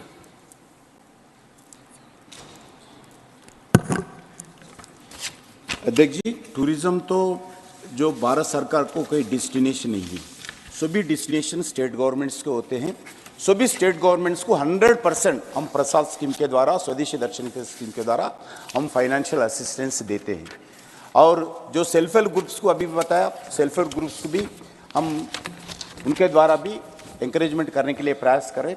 जो भी state government का proposal central government को आते हैं, स्वदेशी दर्शन हो, प्रसाद scheme हो, उसमें स्टेट गवर्नमेंट्स मिलकर प्रायोरिटी भी स्टेट गवर्नमेंट तय करते हैं। हम फाइनेंशियल असिस्टेंस देते हैं 100%। उसका एग्जीक्यूशन हो, मेंटेनेंस हो, टेंडर हो, वो सब स्टेट गवर्नमेंट ही करते हैं। जैसा स्टेट गवर्नमेंट से जो भी प्रपोजल आएगा जरूर हम करेंगे। फोर्थ सप्लीमेंट्री श्री सुखेंदु शेखर रे। Thank you, sir.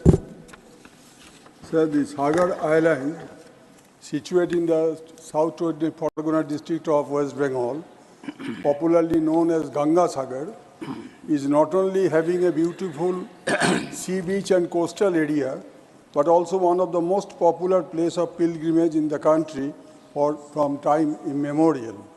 My supplementary to 48C whether the Honorable Minister will be pleased to consider inclusion of Ganga Sagar under the Darshan or Prasad scheme for development of the place as spiritual circuit or coastal circuit. Honorable Minister. आदरणीय chairman sir, Bharat सरकार आदरणीय प्रधानमंत्री नरेंद्र मोदी जी जिम्मेदारी संभालने के बाद जो pilgrimage tourism हो, रिलीजियस टूरिज्म हो, जो कल्चर टूरिज्म हो, इसको बढ़ावा देने के लिए प्रयास किया है। एग्जाम्पल आप वाराणसी देख सकते हैं, उज्जैनी देख सकते हैं, केदारनाथ सहित देख सकते हैं, वैसे ही साउथ में भी अलग अलग जगह श्रीशैलम में देख सकते हैं। सभी जगह प्रशासन के स्कीम के द्वारा उस अलग अलग जो पिलग्रिमेज सेंटर्स है, उस सेंटर्स में अम्यूनिटीज़, टूरिस्ट अम्यूनिटीज़ बढ़ाने के लिए भारत सरकार लगातार पैसे खर्च कर रहे हैं। और जो आप प्रपोज दिया है, जरूर स्टेट गवर्नमेंट से अगर प्रपोजल है तो जरूर हम फाइनेंस देने के लिए तैयार है। क्योंकि मैं बताना चाहता हूँ, जो डोमेस्टिक टूरिज्म अगर कंपेरेटिवली 2021 से कंपेयर किए तो लगभग 155% 2022 में टूरिज्म, डोमेस्टिक टूरिज्म बढ़ गई। लगभग 173 करोड़ विजिट्स डोमेस्टिक टूरिज्म के आज लोग घुमाएं। उसके साथ साथ मैं बताना चाहता हूं, फॉरेन टूरिस्ट भी 2022 में 85 लाख का आज कंप्लीट किया है महीने में। और एग्जाम्पल मैं बताना चाहता हूं, जम्मू कश्मीर में भी 11 महीने में 2023 में, इस महीने में जब लगभग नवंबर तक 2 करोड़, एक ही जम्मू कश्मीर का ही 2 करोड़ टूरिस्ट जम्मू कश्मीर में टूरिस्ट किया है। इतिहास में आज़ाद के बाद जम्मू कश्मीर के इतिहास में इतने टूरिस्ट कभी नहीं आया है। अब आर्टिकल 370 के हटाने के बाद मोदी जी के नेतृत्व में जम्मू कश्मीर स्टार्ट किया है। अभी उसके कारण 2 करोड़ टूरिस्ट जम्मू कश्मीर में हैं। भारत सरकार हर विषय पर टूरिज्म बढ़ाने के लिए आधार सबसे भारत का एम्बेसडर दूसरा कोई नहीं, हमारा प्रधानमंत्री नरेंद्र मोदी जी है भारत का एम्बेसडर टूरिज्म बढ़ाने के लिए। जो भी देश में जाते हैं, विदेश में जाते हैं, हर मीटिंग में टूरिज्म के बात करते हुए जरूर लोगों को भारत का टूरिज्म का इंपॉर्टेंस अवगत करते हैं।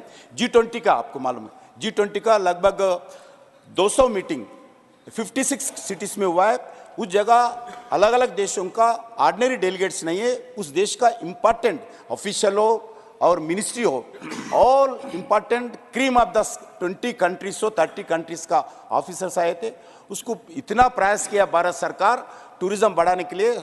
G20 के कारण सबसे बड़ा कोई फायदा हुआ तो भारत सरकार के द्वारा टूरिज्म भी एक सेक्टर है, उसका बहुत फायदा हुआ है। वो दुनिया भर में जाकर घर अपना एम्बेसडर बनकर अपने देश में भारत के टूरिज्म के बारे में, भारत के कल्चर के बारे में अपने देश में प्रयास करें। ये भारत का बहुत बड़ा उपलब्धि टूरिज्म सेक्टर का है। Fifth supplementary Shri Santosh Kumar P. Chairman sir, it's a universal truth that the state of Kerala is one of the outstanding destinations of tourism in the world. But unfortunately, large areas of Kerala is still unexplored. So I would like to ask the minister, there are huge possibilities of pilgrimage tourism as well. So will there be any initiative from the side of the central government to promote tourism in Kerala by investing more funds, by starting more hotels through ITC, through this tourism promotion, and by increasing the air connectivity to Kerala, especially the northern side of Kerala, including Kannur Airport. So will there be any initiative to promote tourism through these channels? Honorable Minister. सरकार के तरफ से कोई नया hotel हम नहीं खोलेंगे। हम होटल बिजनेस करने वाले नहीं है। प्राइवेट सेक्टर में आने वाले दिन में अलग जगह स्टार होटल हो, बजट होटल हो, सभी जगह हम होटल बढ़ाने के लिए स्टेट गवर्नमेंट से बातचीत करें। स्टेट गवर्नमेंट बेनिफिट्स दे और लैंड दे। उसके साथ साथ जो इनिशिएटिव्स करना है स्टेट गवर्नमेंट से बातचीत करके हर जगह इंक्लूडिंग नॉर्थ ईस्ट जोन में भी अलग अलग जगह, नॉर्थ ईस्ट में अच्छे होटल नहीं थे, ऑल अभी 8 स्टेटों में होटल्स खोलने का प्रयास किया है। केरला में भी बहुत बड़ा होटल, जो 3 स्टार होटल हो, 5 स्टार होटल हो, अलग अलग जगह नॉर्थ ईस्ट में भी है। मैं बताना चाहता हूँ, नॉर्थ ईस्ट में पिलग्रिम्स के दृष्टिकोण से, गुरुवायूर टेम्पल के दृष्टिकोण पे हम लगभग 45 करोड़ उधर इंफ्रास्ट्रक्चर के केरला में दिया है। केरला में इको टूरिज्म हो, स्पिरिचुअल टूरिज्म हो, अलग अलग जगह हम क्रूज टूरिज्म हो, बहुत जगह हम पैसे दिया है। मैं आपको डिटेल, बहुत बड़ा लिस्ट है मेरे पास केरला का, जो हम पैसे भारत सरकार के द्वारा दिया गया। मैं आपको इस लिस्ट को मैं आपको पहुंचाता हूं। Shrimati Vandana Chauhan. 39, sir. Honorable Minister. First supplementary, Srimati Vandana Chauhan. Chairman, sir, the Minister has given a comprehensive reply to my question. And it is heartening to know that the Ministry is cognizant of a very disheartening fact or a finding of the IIT Mumbai that suggests that there is a rapid increase in soil erosion in the Western Ghats. This report has said that their study is based on remote sensing data. And they have in the report itself incorporated and the reply, the ministry has acknowledged this, that this data might have some methodological shortcomings, and they have expressed that the said findings need to be validated based on physical observations. So I think the physical observations need to be done by the government. And therefore, considering the fact that there have been several landslides in the state of Maharashtra, in Kerala, I don't know about the other states, but very much in Maharashtra, where villages have absolutely been buried under the debris and soil, would the minister consider that this needs to be taken up with right earnest and validation of this report needs to be done? Honorable Minister. माननीय सभापति महोदय, जो माननीय सदस्य महोदय ने जो प्रश्न उठाया है वो उसका कंसर्न है, क्योंकि वेस्टर्न घाट भारत के इकोलॉजी के लिए काफ़ी इम्पोर्टेंट एरिया है और लगभग 16,000 स्क्वायर किलोमीटर फैले हुए इस क्षेत्र में देश की 4,000 से ज़्यादा हमारी प्लांट वैरायटीज़ हैं, जो लगभग कंट्री का 27% है। उसके अलावा ट्रीज़ की भी और बाकी स्पीशीज़ भी काफ़ी ज़्यादा हैं। वेस्टर्न घाट में जो सॉइल इरोजन हो रहे हैं, सॉइल इरोजन के जो कारण हैं वो निश्चित रूप से लैंड यूज़ एक बहुत बड़ा कारण है, माइनिंग एक बड़ा कारण है, उसके साथ हमारे जो वाटर रिसोर्सेज और बाकी जो अन्य एक्टिविटी है उसके कारण लगातार भूमि का क्षरण हो रहा है। मंत्रालय द्वारा इसके लिए विभिन्न कार्यक्रम चलाए जा रहे हैं, फॉरेस्टेशन से लेकर के इको सेंसिटिव एरिया के प्रोटेक्शन को लेकर के चला रहे हैं। हम ये जानते हैं कि लगातार पेड़ों के कटने के कारण भूमि का लगातार क्षरण होता है और वेस्टर्न घाट में उसको प्रिजर्व करना, बचाना बहुत आवश्यक है। अभी हाल ही में COP28 में माननीय प्रधानमंत्री जी के नेतृत्व में भारत ने अंतर्राष्ट्रीय स्तर पर भी ग्रीन फंड इनिशिएटिव किया है और इसके अंतर्गत भारत में हमने उन क्षेत्रों की पहचान करी है जहां इस तरीके से सघन वन के इलाके, जहां पर भूमि को लगातार फ्रेगमेंटेशन हो रही है, खाली हो रही है या पेड़ नहीं है, वहाँ पर ग्रीन इनिशिएटिव के द्वारा ज़्यादा अच्छे तरीके से हम लोग वृक्षारोपण को करके एक जन भागीदारी को और सबको बढ़ाने का प्रयास करेंगे, क्योंकि वेस्टर्न घाट की इकोलॉजी को बचाना ये महत्वपूर्ण है और इकोलॉजी के लिए वहाँ का जो बाकी भी जो एरिया है, विशेष रूप से जो वाइल्ड लाइफ एरिया है, उसको सरकार बचाने के लिए पूरी तरीके से संकल्पित है। Second supplementary, Srimati Vandana Chauhan. Sir, the minister has rightly said that it is a very, very important eco-sensitive zone which needs to be preserved for several reasons: biodiversity, the hydrology, the geography, the monsoons that we get, and therefore it's very important that we pay attention. And therefore, rightly, the government from time to time set up two committees. One was in 2010, which was headed by Professor Madhav Gadgil. And later, there were some problems, and therefore, to give a holistic view to this issue, another committee was set up in 2012, headed by Dr. K. Kasturi Rangan. So both these committees have made recommendations, and after that, from time to time, from 2014, the government has been coming up with only draft notification for the reservation of an eco-sensitive zone. Now, this is the 5th time that a draft notification has been taken Your up. supplementary. So when does this see the light of the day? Honorable Minister. माननीय सभापति महोदय, Gadgil committee और कस्तूरी रंगन committee के report आने के बाद draft notification को issue किया गया था। चूँकि इसमें गुजरात, गोवा, महाराष्ट्र, कर्नाटक, तमिलनाडु और केरला कुल मिलाकर 6 राज्य इसके अंतर्गत, उनकी भूमि इसके अंतर्गत आती है। पिछले वर्ष भी सभी राज्य सरकारों के साथ 1-to-1 मैंने स्वयं जाकर के मंत्रियों के साथ बातचीत करी थी।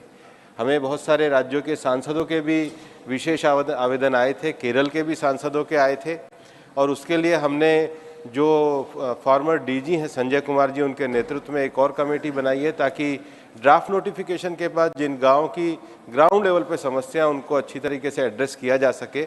मैं मानता हूं कि वो कमेटी संतोषजनक तरीके से काम कर रही है और हमें भी उस कमेटी के जो ग्राउंड लेवल पे उन्होंने असेसमेंट किया उसके निर्णय की प्रतीक्षा है। Third supplementary, Shri V Vijay Sai Reddy.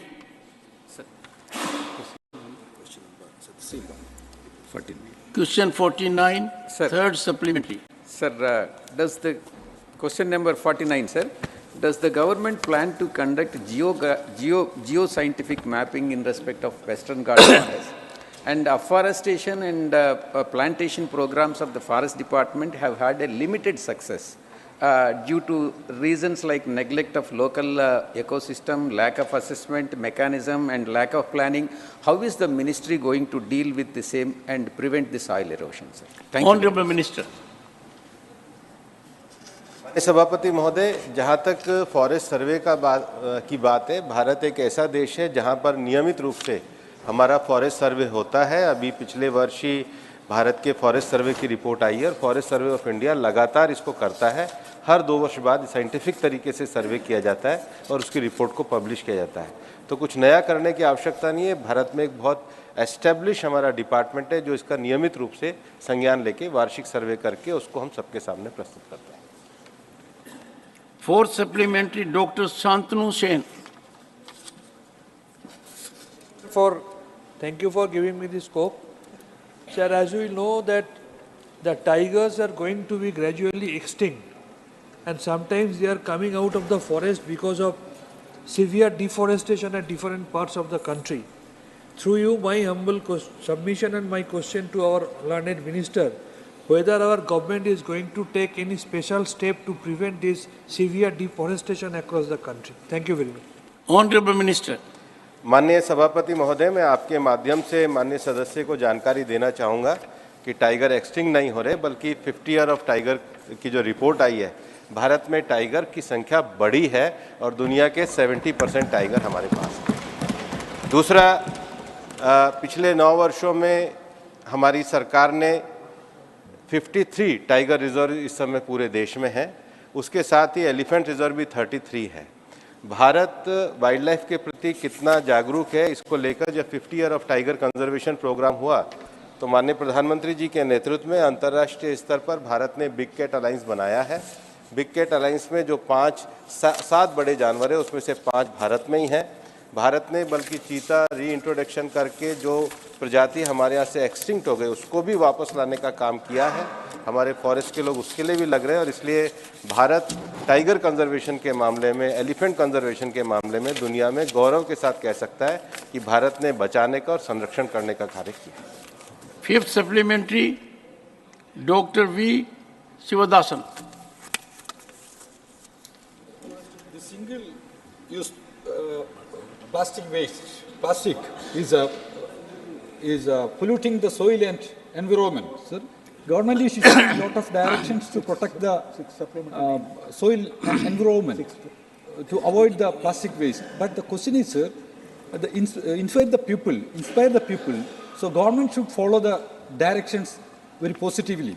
So my question is whether government is ready to follow the green protocol for the government functions like parliamentary committees and official functions of the government to avoid this single-use plastic waste. Honorable Minister. निश्चित रूप से काफ़ी जगहों पे किया जा रहा है। आजकल काफ़ी कॉन्फ्रेंस वगैरह में आप जाएंगे तो लगभग प्लास्टिक की बोतल गायब हो गई है। हमको भी सांसदों को सबको आग्रह करना चाहिए जिन कार्यक्रमों में हम भाग लें, क्योंकि सिंगल यूज़ प्लास्टिक ये सबसे बड़ी समस्या है, सॉइल इरोजन के लिए भी सबसे बड़ी समस्या है।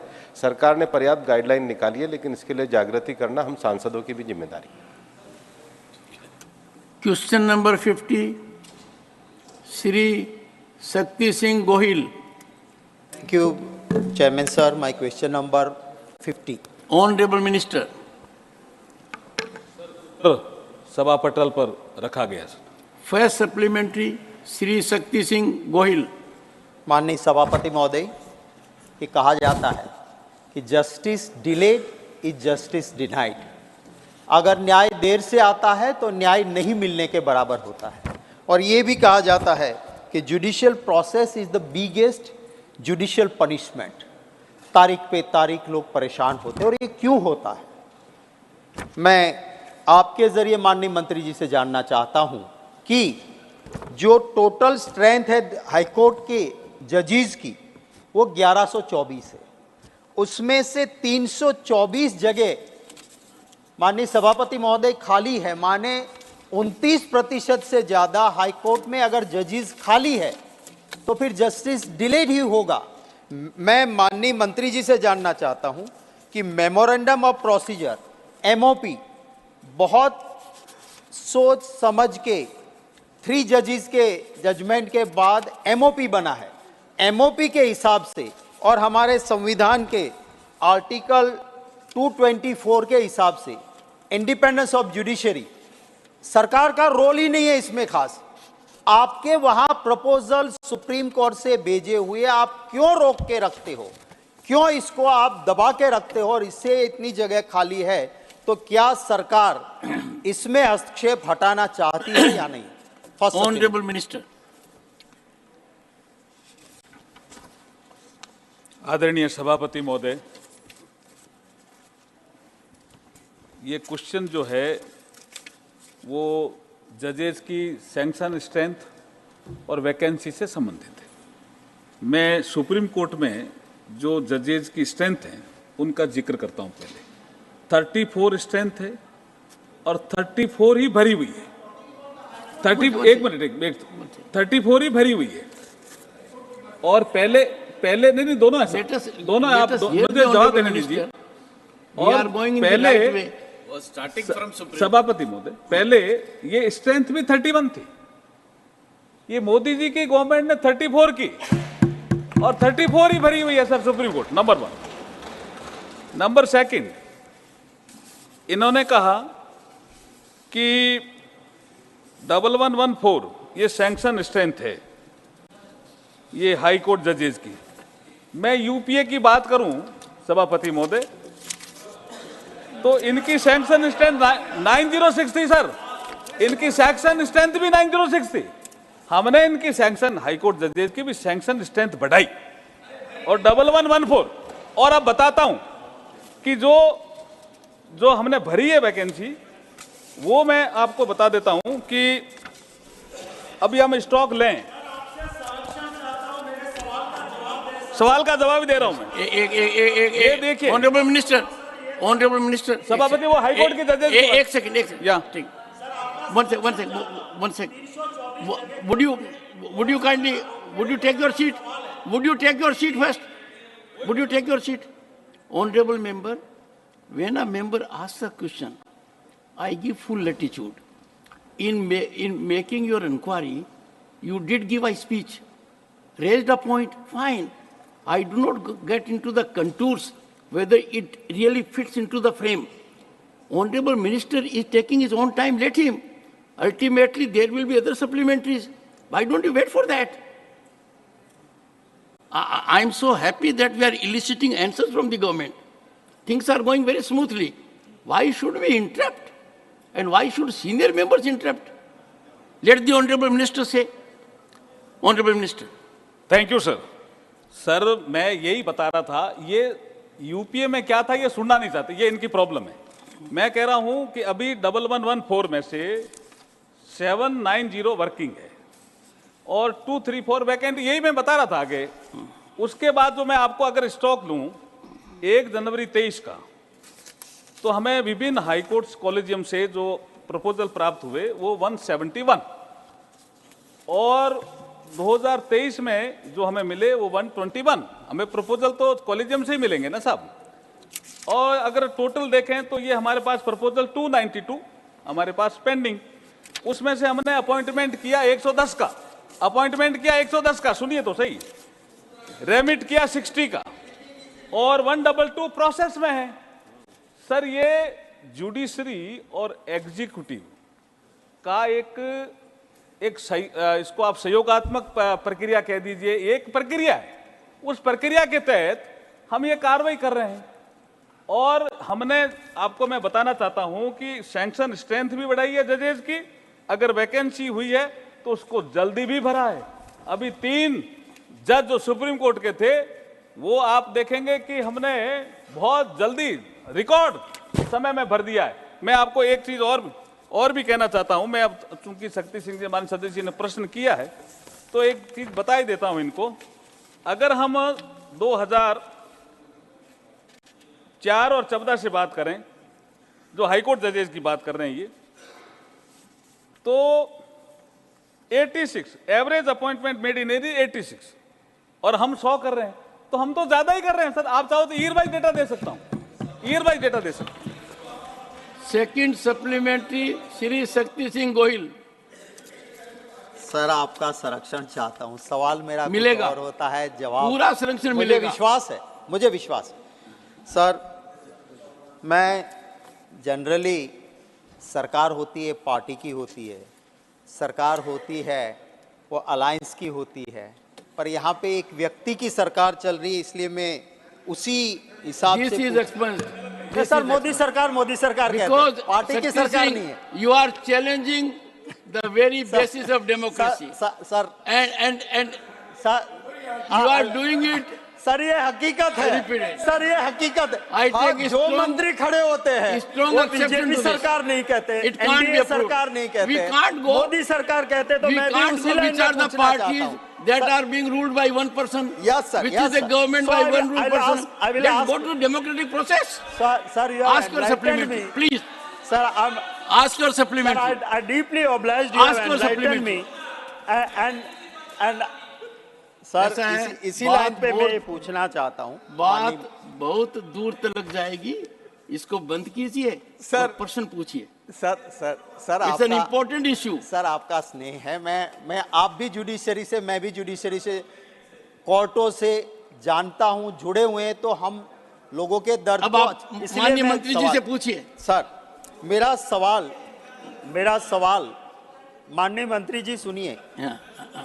हाँ, ऐसा यूपीए सरकार में कभी नहीं हुआ था, इसलिए आप जरा सुनिए, इसका जवाब ही नहीं। आप kindly listen so that you can, आपके जरिए सर। ये 7 नवंबर 2023 को व्यक्ति की सरकार होती है। इस मोदी जी सरकार को सुप्रीम कोर्ट ने कहा pick and choose approach to collegium proposal is not good. Supreme court को आपको 20 नवंबर को कहा कि प्रपोजल आती है, उसको आप स्प्लिट कर देते हो, पसंद वाले को दे देते हो। That is not true. Mr. Shakti Singh Goyal or not? You put it on record. One second. नहीं है। One second, please take it. Mr. Shakti, 1 second. I would expect all the honorable members to maintain decorum. Mr. Shakti Singh Goyal, a member of this house, has made, you put authenticated judgment of the Supreme Court on record during course of the day. Go ahead. Authenticate? No, you will put the authenticate, you don't authenticate. You put the authenticated official judgment of the Supreme Court on record. Benches, you know very well, sir, what is bar and benches. Version from bar and benches. No, I'm so sorry. Very clear. I'm so sorry. And that clear I'm absolutely so sorry. That clarity this can't be allowed. I will give you. No, sir. There will be consequences emanating out of it. You will have to authenticate from authenticated record of the Supreme Court. Sir, we have highest regard for our judiciary. Sir, I cannot allow judiciary let Honorable to be Minister so reply. reflected. Whether it is right or wrong, let Minister reply that this was not told by the Supreme Court. Supplementary. This is my second Please, supplementary. ask your I am supplementary asking- and comply I am with the asking directive. whether this was told by Supreme Ask your Court or supplementary. not. Let Honorable Minister reply. Ask your Minister will supplementary. have a Ask your supplementary, Honorable Minister. And before that, let me tell honorable members, dealing with judiciary, a vital wing of our governance, we need to be extremely careful. Judiciary speaks through its judgments. During course of hearing, reflections emanate. They do not constitute judgment. Supreme Court has repeatedly indicated the purpose of those observations. If the honorable member has taken an observation to be judgment of the Supreme Court, I can say with my limited experience, he is totally in the wrong. A directive has been issued by me. He will comply during course of the day. Go ahead. Thank you chairman sir. मैं माननीय सदस्य ने जो प्रश्न किया sir आपने उसका उत्तर दे दिया, लेकिन मैं नहीं देता उत्तर, आपको देना होता है माननीय आपने स्पष्ट किया है, लेकिन संरक्षण इनका भी दिया, मेरा भी किया। संरक्षण डायरेक्शन दे दिया। संरक्षण जो है, संरक्षण आप इनका भी कर रहे हो, हमारा भी कर रहे हो, निष्पक्षता से काम करो। हमारा भी संरक्षण चाहिए ना। तो आपने अच्छा जो है अपनी बात कही, लेकिन मैं एक चाहता हूँ साहब, रनिंग कमेंट्री कुछ और होती है और डिसीजन में कुछ और होता है। अगर डिसीजन इनके पास है, माननीय सदस्य के पास, तो वो ला करके पुटअप करे। डिसीजन है तो आप रेस्पॉन्ड टू हिज क्वेश्चन। और दूसरा इनका क्वेश्चन था एमओपी को लेकर के। एमओपी को लेकर के जो प्रश्न था, एमओपी के लिए हमने 6 जनवरी 23 को माननीय सुप्रीम कोर्ट के सामने हमारा पक्ष रखा है। The matter is pending with the chief justice of India and response is awaited MOP के मामले में। Thank you.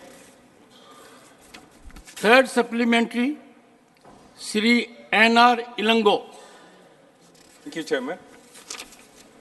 There is a very strong perception among the stakeholders that the government is not clearing the names of the advocates, which are cleared by the collegium only on the basis of their political ideologies or views. I request the Honorable Minister to clarify what are the steps taken by this government to dispel such perception among the stakeholders. Thank you. Honorable Minister. Thank you, Chairman, sir. Sir, I have already stated that there is a collaborative process between the executive and judiciary.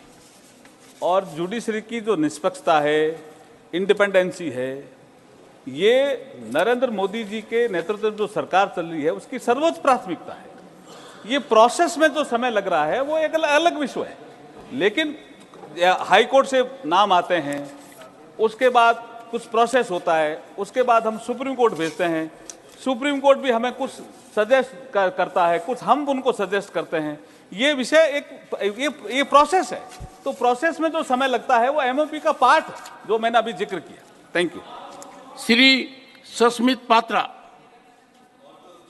Sir, thank you for giving me this opportunity.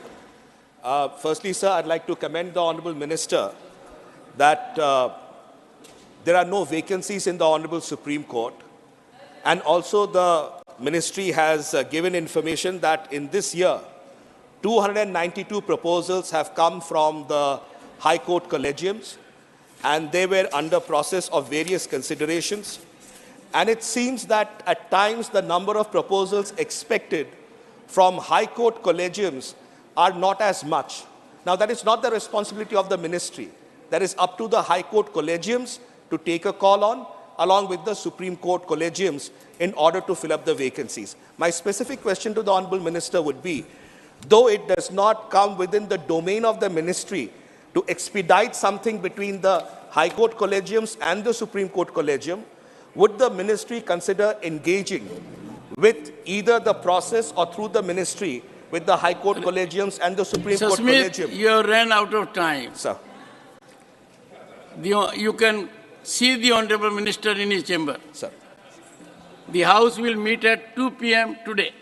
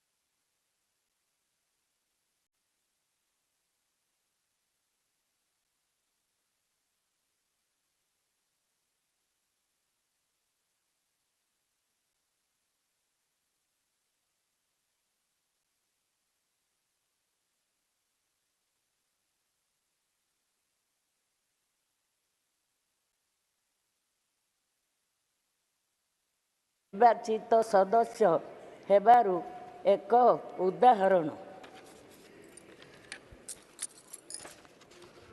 अधिकंतु मान्यवर प्रधानमंत्री 5 trillion dollar अर्थनीतिर स्वप्न को साकार करिबा पाई महिला मानकर समस्त सशक्तिकरण आवश्यक। राजनैतिक सामाजिक तथा अर्थनैतिक दृष्टि शताब्दीरु वंचित होई आसुथिबा महिला उन्नति पाई प्रकल्प ठीक एवं आत्मा सहित यही आईन करबाकू भारत सरकार को मोर निवेदन। वंदे उत्कल जननी जय जगन्नाथ।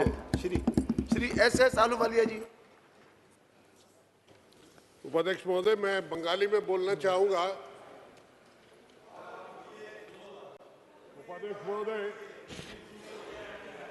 আমি বর্ধমান দুর্গাপুর লোকসভা সংসদীয় ক্ষেত্র থেকে নির্বাচিত হয়েছি। আমার এলাকাটা পশ্চিম বাংলার, it is known as granary of West Bengal, অর্থাৎ ধানের বাটি। আমাদের গত বছরে 31 অক্টোবর 2022 সালে আমাদের পাশেরই মুলুক নেপালকে আমরা সাহায্যর জন্য প্রায় 6 লক্ষ মেট্রিক টন ধান ডিউটি ফ্রি দিয়েছি, তার নোটিফিকেশন হয়েছে। যার প্রতিফল কি হয়েছে যে কি ধান ভাঙলে চাল বেরোয়, আর ভাঙা চাল বেরোয়, ব্রান বেরোয়, আর ব্রান থেকে ব্রান অয়েল বেরোয়, আর ভাঙা চাল থেকে ইথেনল তৈরি হয়। তারপর ওই ভাঙা চাল থেকে ব্রান থেকে অয়েল বার করার পর খলি বেরোয়, যেটা পশুদের আহারের জন্য প্রয়োগ করে। ধান এক্সপোর্ট হয়ে গেলে আমাদের এলাকার যে ধানের মিলগুলো আছে, অর্থাৎ রাইস মিলগুলো যেগুলো আছে তার উপরে এফেক্ট হয়েছে, সলভেন্ট প্লান্টের উপরে এফেক্ট হয়েছে, ইথেনল প্লান্টের উপরে এফেক্ট হয়েছে। এখন শুনেছি আবার 10 লক্ষ টন তারা ডিউটি ফ্রি ধান চাইছে। আমার আপনার মাধ্যমে কেন্দ্রীয় সরকারের কাছে আবেদন আছে বাণিজ্য বিভাগকে আর বিত্ত মন্ত্রণালয়কে, যে দয়া করে এখানকার মানুষ সব বেকার হয়ে যাবে, এই যতগুলো মিল আছে বেকার হয়ে যাবে, আর আমাদের এলাকায় ধানের দাম বেড়ে যাবে এই মিল চালাবার জন্যে। অর্থাৎ চালের দাম বাড়বে, সলভেন্ট প্লান্টের দাম, সলভেন্ট অয়েলের দাম বাড়বে, আর ইথেনলের দাম বাড়বে। একে বাঁচাবার জন্যে এই পুরনো অর্ডারকে নিরস্ত করা হোক, নতুন কোনো অর্ডার যাতে না দেওয়া হোক, এটাই আমার অনুরোধ। ধন্যবাদ। अध्यक्ष महोदय, आपका बहुत बहुत धन्यवाद। आज मैं बेमौसम बरसात मेरे अमरावती सहित विदर्भ, पश्चिम महाराष्ट्र, मराठवाड़ा, इस पूरे महाराष्ट्र में आज बेमौसम बरसात के कारण बहुत ज़्यादा मेरे किसान भाई बहनों का फसलों का बहुत ज़्यादा नुकसान हुआ है। सर, मैं विनती करती हूँ मेरी केंद्र सरकार से, राज्य सरकार अपनी पूरे प्रयत्न में है कि हमारे यहाँ पे सोयाबीन, कपास, चना, तूर, मूंग, प्याज, अंगूर, संतरा, उस दिन मैं नासिक गई, नासिक में बहुत ज़्यादा नुकसान, और आज भी बेमौसम बरसात है। हमारी राज्य सरकार और केंद्र सरकार मिलकर हमारे महाराष्ट्र के किसानों भाई बहनों को, उनको आर्थिक मदद करके, उनका कर्ज माफ़ी करके या उनकी नुकसान भरपाई करके मेरे महाराष्ट्र के किसान भाई बहनों को मदत करिए। कारण मी ज्या क्षेत्रातून बिलॉंग करते ते पूर्ण अमरावतीमध्ये खूप जास्त पावसामुळे माझी अमरावतीचे शेतकऱ्यांचं खूप मोठं नुकसान आहे। तर तिथे बेमौसम जे बरसात तिथे आलेली आहे ते घोषित करून त्यांना सगळ्यांना सरसकट कर्जमाफी करून त्यांना नुकसान भरपाई द्यावी, एवढी केंद्र सरकारला आणि राज्य सरकारला मी विनंती करते। कारण की त्यांना आधार देणं आज आमच्या काळाची गरज आहे, नाही ते येणाऱ्या भविष्यामध्ये या देशामध्ये शेतकरी आपल्याला सापडत नाही, तेव्हा आपण खूप पछताऊ। पण आज आपण जर त्यांना मदत केली तर खूप मोठी मदत या शेतकरी भाऊ बहिणांना होईल। Thank you sir. हाँ जी, Thank you, sir. Sir, I would like to point out the issues and concerns related with the plantation laborers in my constituency. Many of the times I raised this matter here. Sir, many of the plantations are in a severe crisis. Their management is not able to run the day-to-day affairs. Workers are not getting their gratuity. Last 10 years, they are not getting their gratuity benefit. That is not the benefit. That is the right of the plantation laborers, but the managements are not giving properly. That's why I urge upon the government to issue at least 50 crore rupees for getting the gratuity benefit to the plantation workers in my constituency. That is at Pirimedu. Thank you, sir. जी श्री अधीर रंजन चौधरी जी। पिछले 5 तारीख को sir सदन में प्रश्नकाल के दौरान ये संदेश आए कि हमारे देश में मिनिमम सपोर्ट प्राइस 22 आइटम पे दिए जाते।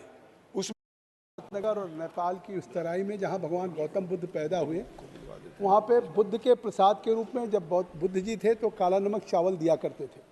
और आज वो काला नमक चावल देश और दुनिया की बाज़ारों में जिस तरह से बुद्ध के प्रसाद के रूप में हुआ है, उसकी मांग बढ़ी। उसको देखते हुए उत्तर प्रदेश की सरकार और मुख्यमंत्री योगी आदित्यनाथ जी ने उसको 1 डिस्ट्रिक्ट 1 प्रोडक्ट में भी शामिल कर दिया। आप स्वयं काला नमक चावल के बारे में जानते हैं। जल संसाधन मंत्री श्री गजेंद्र सिंह जी हैं, मेरी कंस्टिट्यूंसी में गए थे। इन्होंने वहाँ काला नमक चावल के बारे में किसानों से सुना और 2700 हेक्टेयर से 15,000 हेक्टेयर हो गया, जियो टैग हो गया और 1 डिस्ट्रिक्ट 1 प्रोडक्ट में है। निर्यात हो रहा था, लेकिन अभी बासमती को छोड़ के काला नमक पे प्रतिबंध लगा दिया गया। आखिर वहाँ के किसान ऋण ले रहे थे, वहाँ के किसान सिंगापुर का ऑर्डर होगा, यूरोपियन ऑर्डर होगा। तो मैं आपके माध्यम से सरकार से चाहता हूँ कि काला नमक चावल के ऊपर जो निर्यात पे प्रतिबंध लगाया गया है, उस प्रतिबंध को समाप्त किया जाए, जिससे सिद्धार्थनगर के किसानों के लिए एक नया जीवन मिल सके और वो उत्तर प्रदेश की $1 ट्रिलियन में अपना योगदान दे सके। Thank you very much, Speaker sir.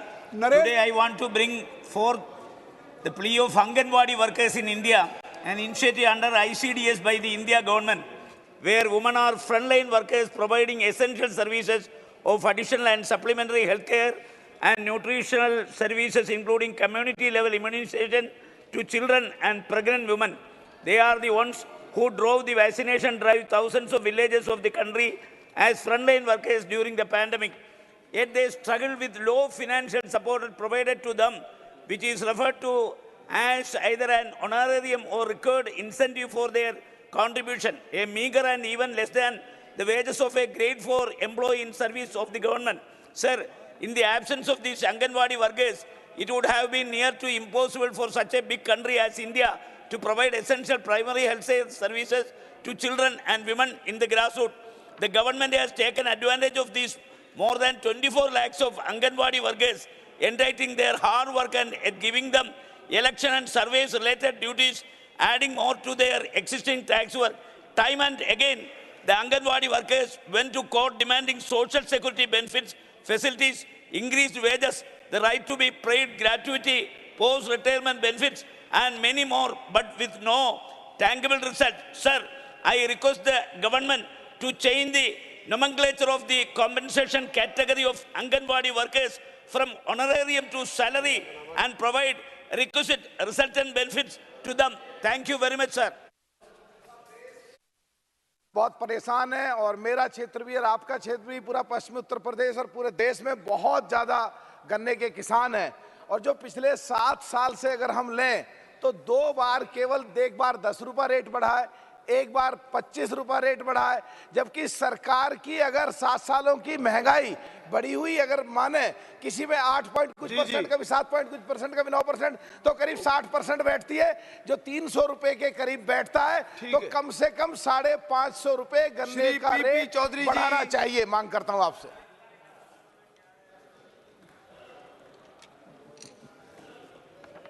धन्यवाद सभापति महोदय जी। मेरे लोकसभा क्षेत्र में सोजत मेहंदी विश्व प्रसिद्ध है। यहाँ की मेहंदी का अनोखा रंग इसे विश्व प्रसिद्ध बनाता है और ये विशेष रंग द्रव्य इस क्षेत्र की मिट्टी और विशेष जलवायु से मिलता है। सोजत की मेहंदी के उद्योग में 160 से अधिक फैक्ट्रियों में हजारों की संख्या में मजदूर काम करते हैं और उनकी जीवन रेखा है। सोजत के साथ जैतारण, मारवाड़ जंक्शन, बिलाड़ा क्षेत्र में भी मेहंदी की खेती होती है। यहाँ के लोगों ने सोजत को मेहंदी नगरी बनाने हेतु बहुत मेहनत की, जिसका बाजार 1000 करोड़ रुपए से भी अधिक है। महोदय, हमारे सोजत की मेहंदी को जीआई टैग का हक देने के लिए मैं माननीय प्रधानमंत्री श्री नरेंद्र मोदी जी का धन्यवाद ज्ञापित करता हूं। इनकी बदौलत यहाँ के उद्योग को एक और नई उड़ान मिलेगी। महोदय, सोजत मेहंदी उद्योग एक बढ़ता हुआ उद्योग और पिछले वर्षों में तेजी से बढ़ा जीआई टैग बस प्राप्त होने के बाद इस उद्योग में कार्यरत लोगों की संख्या में बहुत बढ़त हुई और बढ़ती रही है। यहाँ के हजारों श्रमिकों के इलाज एवं सुरक्षा हेतु कोई एम्प्लॉय स्टेट इंश्योरेंस कॉर्पोरेशन या एम्प्लॉय स्टेट इंश्योरेंस स्कीम के तहत अस्पताल नहीं है। यहाँ पर ईएसआईएस और ईएसआईसी का कोई भी अस्पताल नहीं है। इसलिए मैं आपके माध्यम से माननीय श्रम मंत्री जी से निवेदन करता हूं कि सोजत में एक ईएसआईएस और ईएसआईसी अस्पताल तक के लिए स्थगित की जाती है।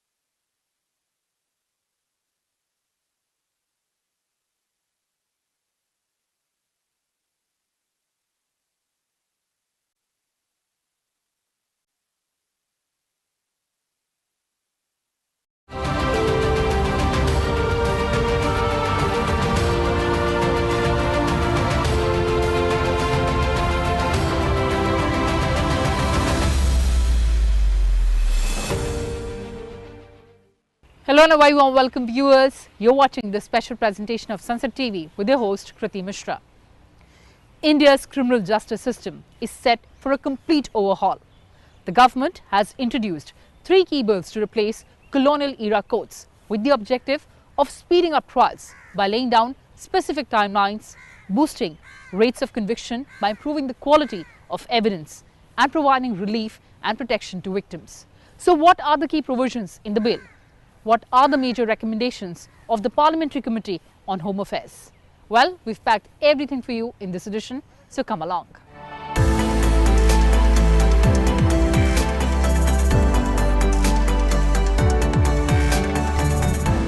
India's criminal justice system has been predominantly shaped by laws and regulations inherited from the British colonial era. In the post-independence years, these legal foundations underwent alterations and amendments to align with the evolving requirements of modern times. The experience of 7 decades of Indian democracy calls for comprehensive review of our criminal laws, including the Code of Criminal Procedure, and adopt them in accordance with the contemporary needs and aspirations of the people of India. The pre-independence criminal laws were used by the British to protect their colonial interests, to rule the people and the country, and to maintain their authority and supremacy over India. There was a need for comprehensive review of the criminal laws, the Criminal Procedure Code, the Indian Penal Code, and the Indian Evidence Act, and adapt them according to the present-day needs and aspirations. In fact, Prime Minister of India also advocated for the need to revamp all the legislations enacted across all departments during the British era. देश ने 1,500 से ज्यादा पुराने और अप्रासंगिक कानूनों को रद्द कर दिया है। इनमें से अनेक कानून तो गुलामी के समय से चले आ रहे हैं। In accordance with the basic principles enshrined in the Constitution of India, it was proposed to bring about fundamental comprehensive changes in the framework of Indian criminal laws. With this objective in view, the existing Indian Penal Code of 1860, the Code of Criminal Procedure 1973, and the Indian Evidence Act 1872 would now be repealed and replaced by the Bharatiya Nyaya Sanhita 2023, the Bharatiya Nagrik Suraksha Sanhita 2023, and the Bharatiya Sakshi Bill 2023, respectively.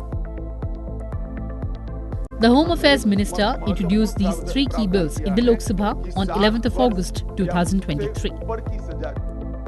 ये तीनों कानूनों को replace कर इनकी जगह जो 3 नए कानून बनेंगे, उनकी आत्मा होगी भारत के नागरिकों को संविधान प्रदत्त सारे अधिकार जो मिले हैं, इसकी सुरक्षा. The main problems in present legal system are very complex. There's huge pendency of cases in the courts. There's low conviction rate, and the amount of fine prescribed in the laws is very less, from 10 rupees to 500. There's overcrowding of under-trial prisoners in prisons. There's very little use of modern technology in the legal system. And there's delay in investigation, pending hearing process, and delayed justice due to inadequate use of forensic evidence. The new bills seek to historically address the problems in the criminal justice system to strengthen law and order, simplify legal procedure, provide speedy justice, and adapt the criminal justice system with the technological advancements. Further, all the outdated references have been deleted in the proposed bills. These bills seek to create a legal structure which is citizen-centric and to secure life and liberty of citizens and adopt them in accordance with the contemporary needs and aspirations of the people. The Bharatiya Nyaya Sanhita 2023 repeals the Indian Penal Code 1860. Key changes proposed in the bill include sedition. IPC defines sedition as bringing or attempting to bring hatred or contempt or exciting disaffection towards the government. It is punishable with imprisonment term between 3 years and life imprisonment and or a fine. The bill removes this offence.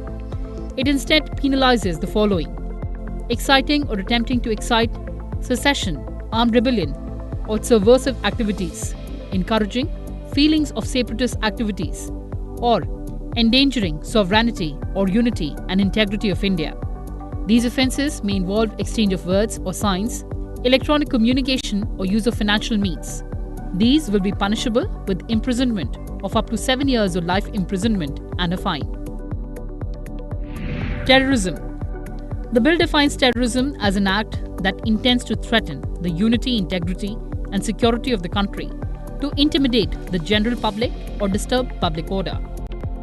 The bill also penalizes conspiring, organizing, or assisting in preparation of any terrorist act within an imprisonment term between 5 years and life imprisonment and a fine of at least 5 lakh rupees. Petty organized crime. The bill makes attempting or committing petty organized crime punishable with imprisonment between 1 and 7 years and a fine. Death penalty for gang rape of minor. IPC allows death penalty for gang rape of women below 12 years of age.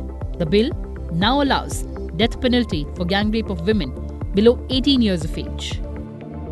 The Bharatiya Nagrik Suraksha Sanhita 2023 was introduced in the Lok Sabha on 11th of August. It repeals the Code of Criminal Procedure 1973. The code provides for procedure for arrest, prosecution and bail for offences under various acts including the Indian Penal Code of 1860. The highlights of this bill are trials in electronic mode. The bill provides that all trials, inquiries and proceedings may be held in electronic mode. It also provides for the production of electronic communication devices likely to contain digital evidence for investigation, inquiry or trial. Electronic communication includes communication through devices such as mobiles, computers or telephone. Forensic investigation. The bill mandates forensic investigation for offences punishable with at least 7 years of imprisonment. Timelines for procedures. The bill prescribes timelines for various procedures. For instance, it requires medical practitioners who examine rape victims to submit their reports to the investigating officer within 7 days. Trial in absence of offender. The bill provides for conduct of trial and pronouncement of judgment in the absence of a proclaimed offender. This shall be done when such a person has absconded to evade trial and there is no immediate prospect of arresting him. The Bharatiya Sakshi Bill 2023 was introduced in the Lok Sabha on 11th of August. It repeals the Indian Evidence Act of 1872. The Act provides rules for the admissibility of evidence in legal proceedings. The highlights of Bharatiya Sakshi Bill are admissibility of electronic or digital records as evidence. The bill provides that electronic or digital records will have the same legal effect as paper records. It expands electronic records to include information stored in semiconductor memory or any communication devices like smartphones or laptops. Oral evidence. Under the Act, oral evidence includes statements made before courts by witness in relation to fact under inquiry. The bill adds any information given electronically to be considered as oral evidence. Secondary evidence. The bill expands secondary evidence to include oral and written admissions and the testimony of a person who has examined the document and is skilled in the examination of documents. दस्तावेजों की परिभाषा का विस्तार कर electronic या digital record, email, server longs, computer, smartphone, laptop, SMS, website, locational साक्ष्य, device पर उपलब्ध मेल और मैसेजेस, ये सभी को कानूनी वैधता इस देता है, जिससे अदालतों के अंदर जो कागजों के ढेर लगते हैं, अंबार लगते हैं, वो समाप्त हो जाएंगे। अब हमने सर्च और जब्ती में वीडियोग्राफी को कंपलसरी करा है, जो अब वीडियोग्राफी केस का हिस्सा होगी। पुलिस द्वारा ऐसी रिकॉर्डिंग के बिना कोई भी चालान, चार्जशीट रखा जाएगा, वो वैध नहीं होगा। हमारा दोष सिद्धि का प्रमाण बहुत कम है। आज़ादी के 75 साल के बाद भी हम दोष सिद्ध नहीं कर पाते हैं। मान्यवर, इसीलिए फॉरेंसिक साइंस को हमने बहुत बढ़ावा देने का काम किया। The need to reform and rationalize the Code of Criminal Procedure, as also the need to undertake a comprehensive review of the criminal justice system of India, has been expressed from several quarters from time to time. The Law Commission of India, in its various reports, has recommended several amendments in the criminal laws of the country. Rajya Sabha Chairman Jagdeep Dhankar referred these 3 bills to the department-related Parliamentary Standing Committee on Home Affairs on 18th August 2023 for submitting its report within 3 months. The committee, during its deliberations, held a total of 12 meetings spanning more than 45 hours. 19 domain experts were called before the committee to present their views on the bills. The experts invited to participate in the deliberations included senior advocates practicing in the Supreme Court and various high courts, renowned university professors, retired judges, Chairman of Law Commission of India, retired Director General of Police, and besides, the representations received from private individuals and organizations and members of parliament and ex-members of parliament were also examined by the committee. Some of the major observations and recommendations of the committee include: the text of all three bills is in English language and hence the proposed legislations are not in violation of provisions of Article 348 of Constitution. The Sanhita has widened the scope of definition of gender by including transgenders. For the first time, community service has been introduced as a punishment in Sanhita for petty offences. The committee appreciates the government for introducing death penalty as a punishment for the offence of gang rape on a woman below 18 years of age, which was not provided in the IPC. The committee has recommended the government to seek the opinion of Attorney General and Solicitor General of the country with regard to clause 1012, which is apparently about mob lynching. The committee appreciates the government for enhancing the punishment under clause 104 on causing death by negligence from 2 years to 7 years. However, the committee has recommended reducing this punishment to 5 years as the proposed punishment of 7 years is unreasonably long. The committee commends the addition of Offence of Terrorist Act in the Sanhita. The committee compliments the government in deleting the term sedition from criminal law by rephrasing it without compromising the security of the state. The committee has recommended the government to include Section 377 of IPC in the Sanhita. A recommendation has also been made to retain Section 497 of IPC on adultery in the Sanhita by making it gender neutral.